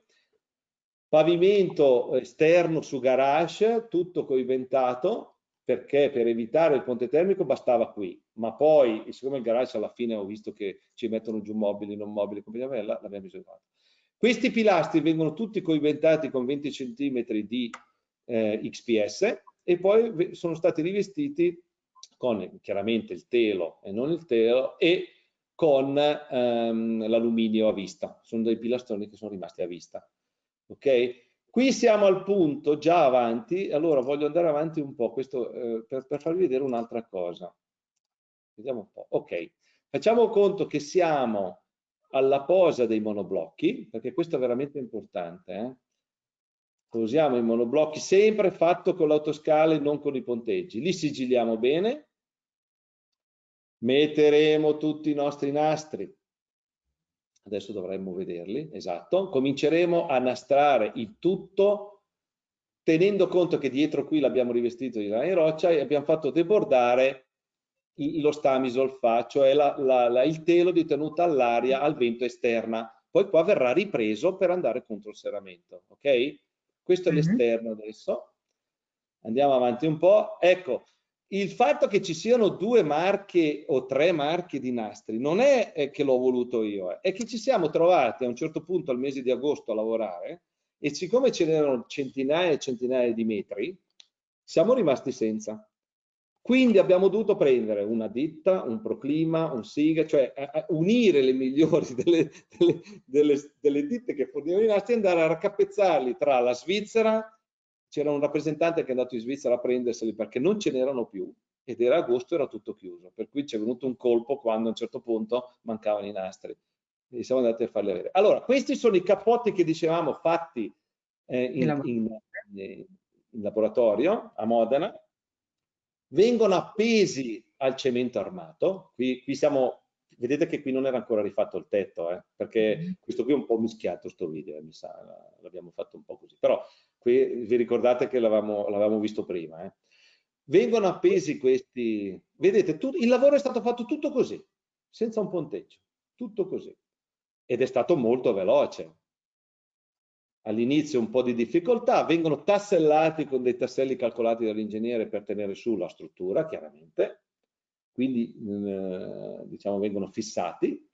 Poi questa zona viene poi riempita a mano, perché tra un pannello e l'altro c'è una zona da riempire tutta a mano con la lana di roccia, chiaramente, e incollata dietro. Perché allora erano solo dei pezzi di strisce, no? Molto più facile, no? da fare.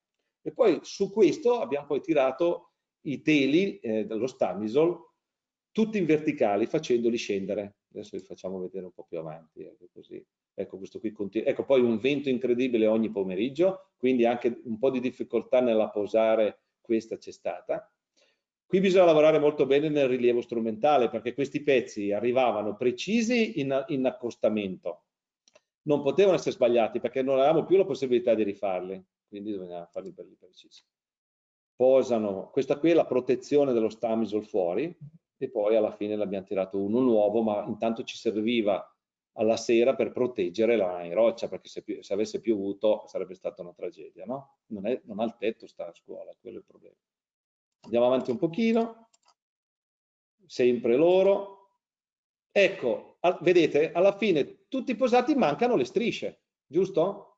Tutte queste strisce interne bisogna tirare fuori i teli, inserire dentro, togliere la plastica che li protegge, eccetera, eccetera, andare a intasare tutto e ritirare tutti i teli nuovi neri. Ok? Vediamo un po'. Sotto c'era un cappotto con l'intonaco, per cui qui siamo ancora in fase, ci abbiamo messo circa 25 giorni a finire il lavoro, 25 giorni, pochissimi però.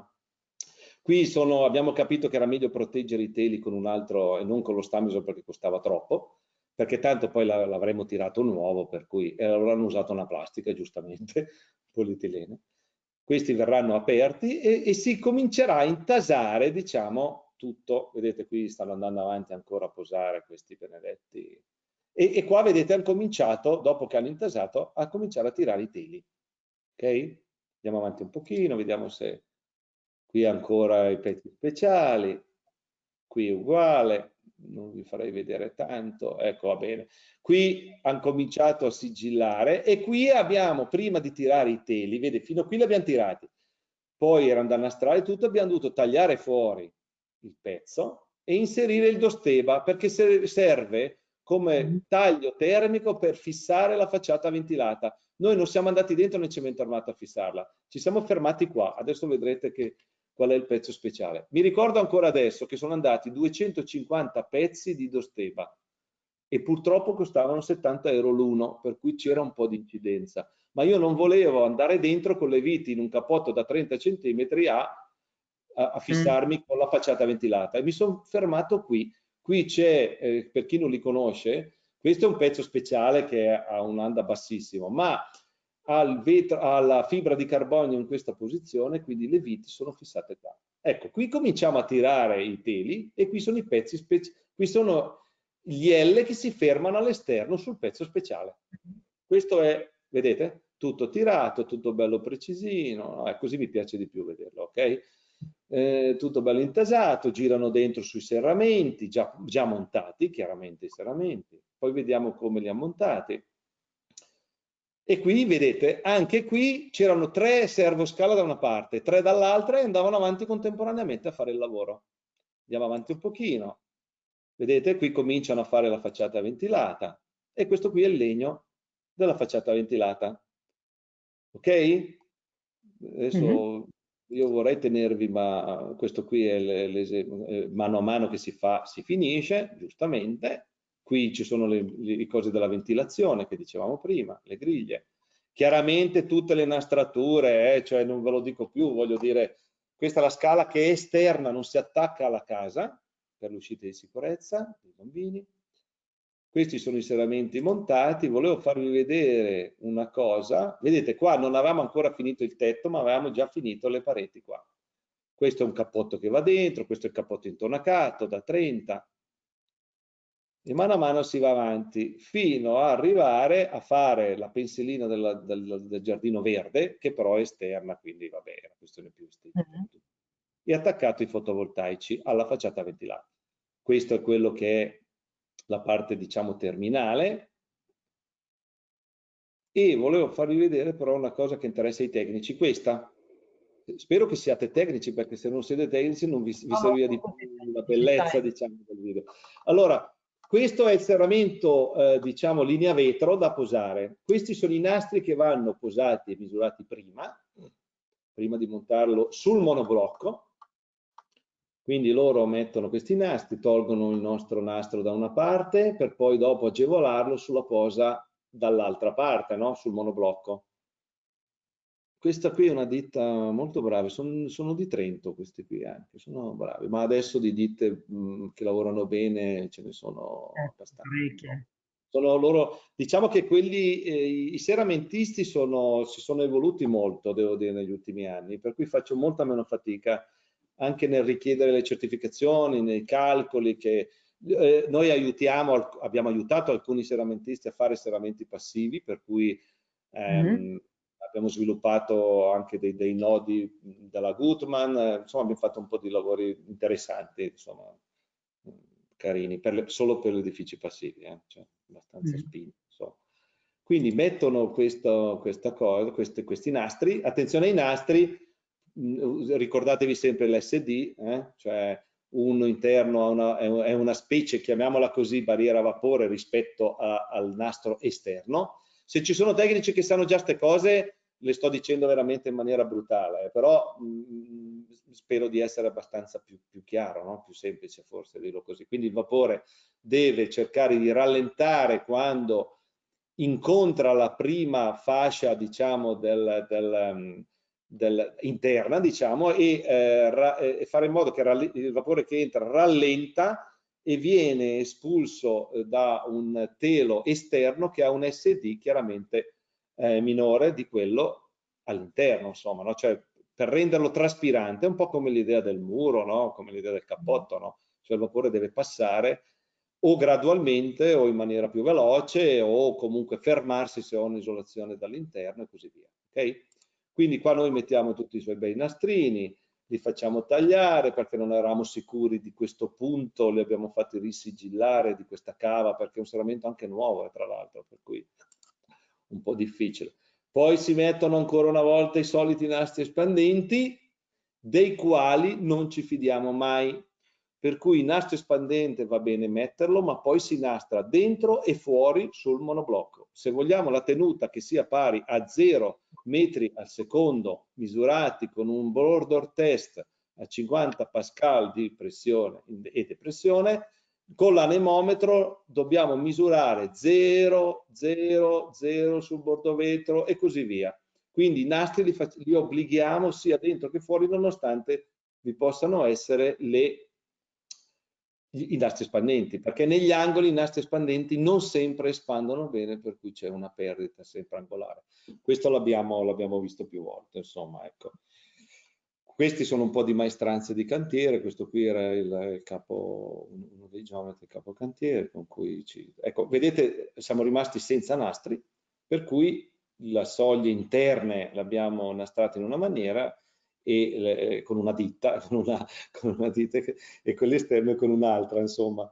Non me ne vogliano i produttori di nastri, ma mi interessava più il discorso SD e la tenuta del nastro, infatti sono ottimi nastri, che il colore, diciamo, e la marca, ok? Questo è importantissimo. Vediamo un po' cosa c'è, qua si vede il nostro, qui abbiamo fatto una marea di test al rustico prima di fare il finale, poi c'è la siliconatura della vetrazione, i vetri sono molto spinti e poi c'è il discorso ventilazione con tutte le nastrature dei tubi che vanno con gli 8 centimetri alla macchina. Vedete che la difficoltà anche a entrare perché i fori non sono fatti per isolanti così spessi, cioè i fori sono del 150 mm e per i tubi da 150 mm, ma se io ci aggiungo 8 cm da una parte e 8 dall'altra sono obbligato a fare i salti mortali per fare gli innesti. E questa qui poi alla fine è la scuola finita internamente con le macchine della ventilazione, con il nostro bel blower door che ormai è diventato un'arma micidiale per le maestranze perché hanno paura ogni volta che ti vedono, ma questo è un bene che così si impegnano a lavorare bene e quindi questa qui è la scuola, penso che adesso sia finita. Sì, questo qui è il dietro della scuola, l'altro dietro a est della scuola e questo qui è l'altro dietro a ovest della scuola, ancora a ovest, nord-ovest, ovest puro, est puro e ancora est, vabbè, qui ce ne sono un bel po', vabbè, la scuola all'inizio, a sud, e questo qui è un po' la vista d'insieme.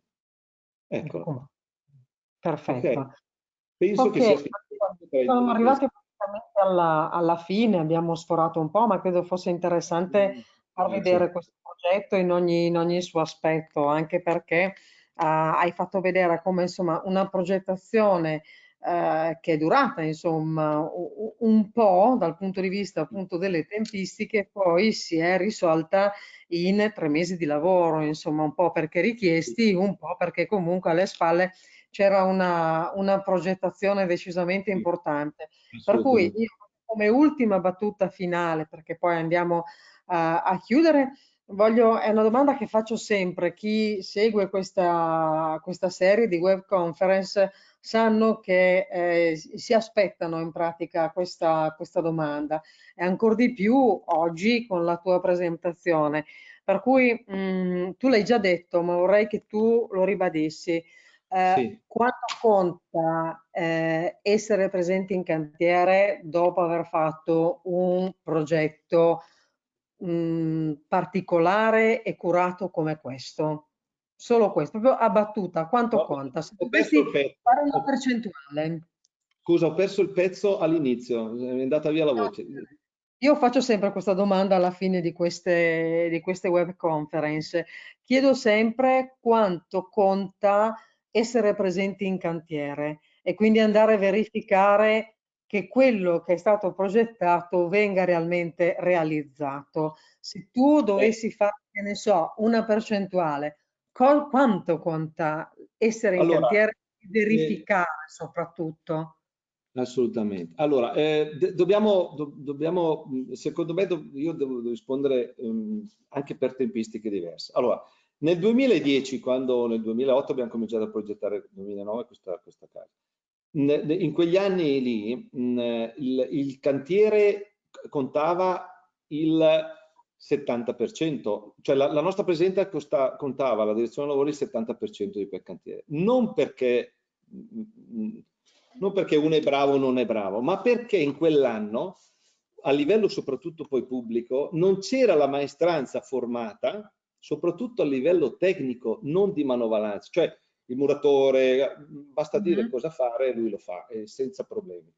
Il problema era il coordinamento tecnico, quindi noi lì abbiamo fatto da direttore cantiere, oltre che da direttore lavori, cioè noi trovavamo 40 persone al giorno e io smistavo le 40 persone sul lavoro, su un cronoprogramma fatto ogni praticamente 6 ore.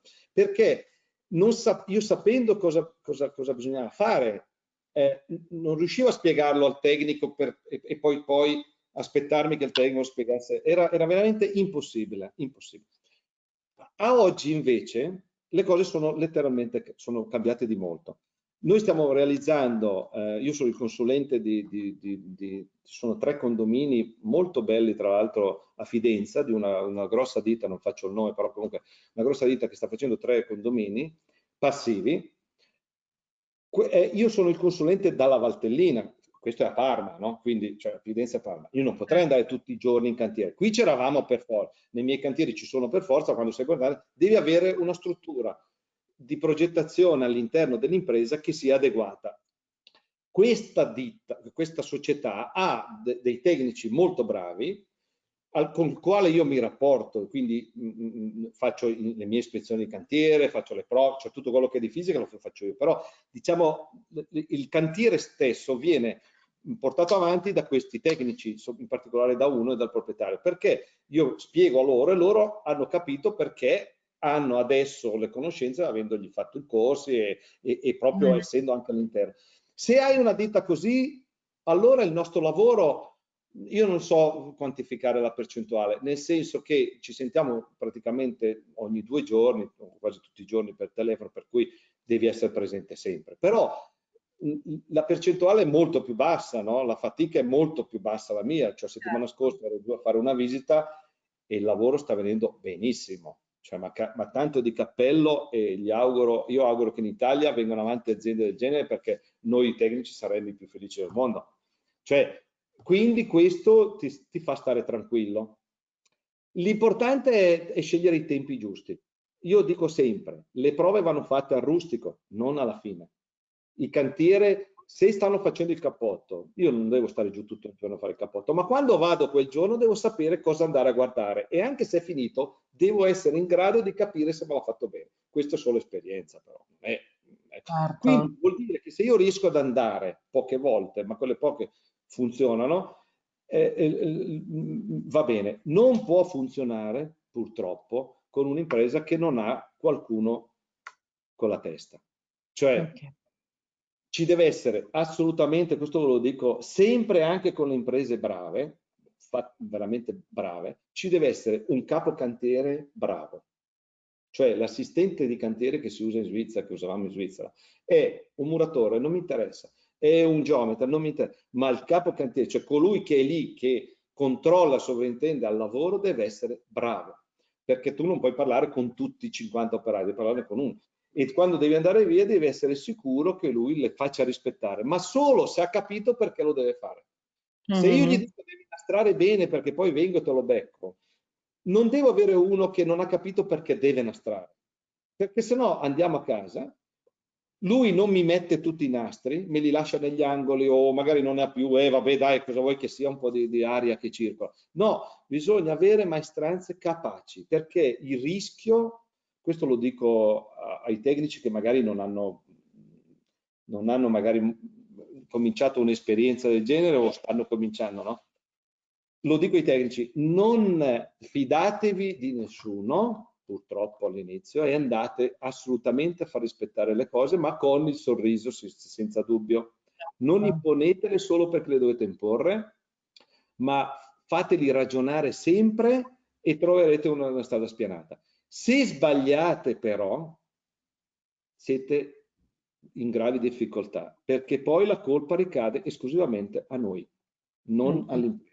Quindi noi è da un po' di anni, no, che mi conosci, quindi noi cosa ci siamo imposti di non fare gli impianti di riscaldamento per fare quel passo in più, per dire questa casa deve funzionare senza nulla. Lo dico al cliente, deve essere lui contento, se no io gli metto il radiatorino a 500 watt, non me ne frega niente, va bene lo stesso, però io devo portare quella casa in quella situazione.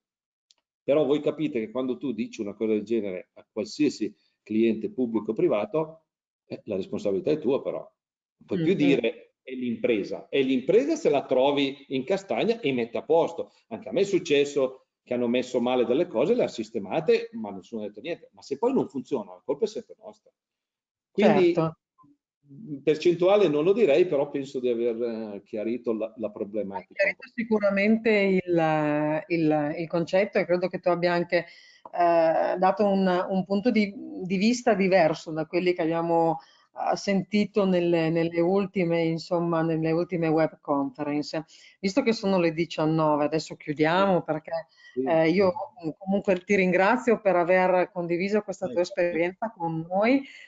Ti giro i complimenti naturalmente di chi ha partecipato naturalmente a Beh, questa. grazie a loro anche perché so cosa vuol dire stare davanti a un video, per cui No, comunque guarda, le tutto ragazze che ci sommato la sono, insomma. presenza è stata costante, per cui Vabbè. sicuramente io pur conoscendo il progetto ho scoperto anche delle cose nuove adesso, insomma, per cui effettivamente è sempre interessante capire un po' cosa c'è dietro effettivamente un progetto finito. Per cui io ti ringrazio tantissimo, ci sentiamo eventualmente un attimo domani, che così visto l'ora siamo tutta la situazione io e te. Io invece ringrazio tutti i partecipanti, naturalmente ricordo che potete andare sul nostro sito Edicom Eventi per vedere quali sono i prossimi appuntamenti già da domani, insomma, che Edicom propone in questo periodo. E se poi vorrete naturalmente rivedere, questa è una novità, non te l'avevo detto neanche, non te l'avevo detto Antonio, sul canale YouTube di Comnews tra qualche giorno potete vedere anche la registrazione in pratica di questa web conference, per cui potete andare a vedere magari anche dei passaggi che sono stati effettivamente interessanti e che quindi magari meritano un approfondimento. Per cui Che Antonio, paura. grazie, e ti auguro buona serata e naturalmente auguro buona serata anche a tutti coloro che hanno partecipato. Grazie mille e a presto. Ciao Lara, ciao a tutti, in bocca al lupo e buona casa passiva allora a tutti. Perché guarda, veramente ci sono diversi, dicono che sono state 2 ore veramente interessanti, per cui Oh, bene, sono contento. insomma, Speriamo che non mi rivedo e mi faccio paura, per cui cioè, non mi voglio no, rivedere. va bene, Ciao a dai, tutti. figurati.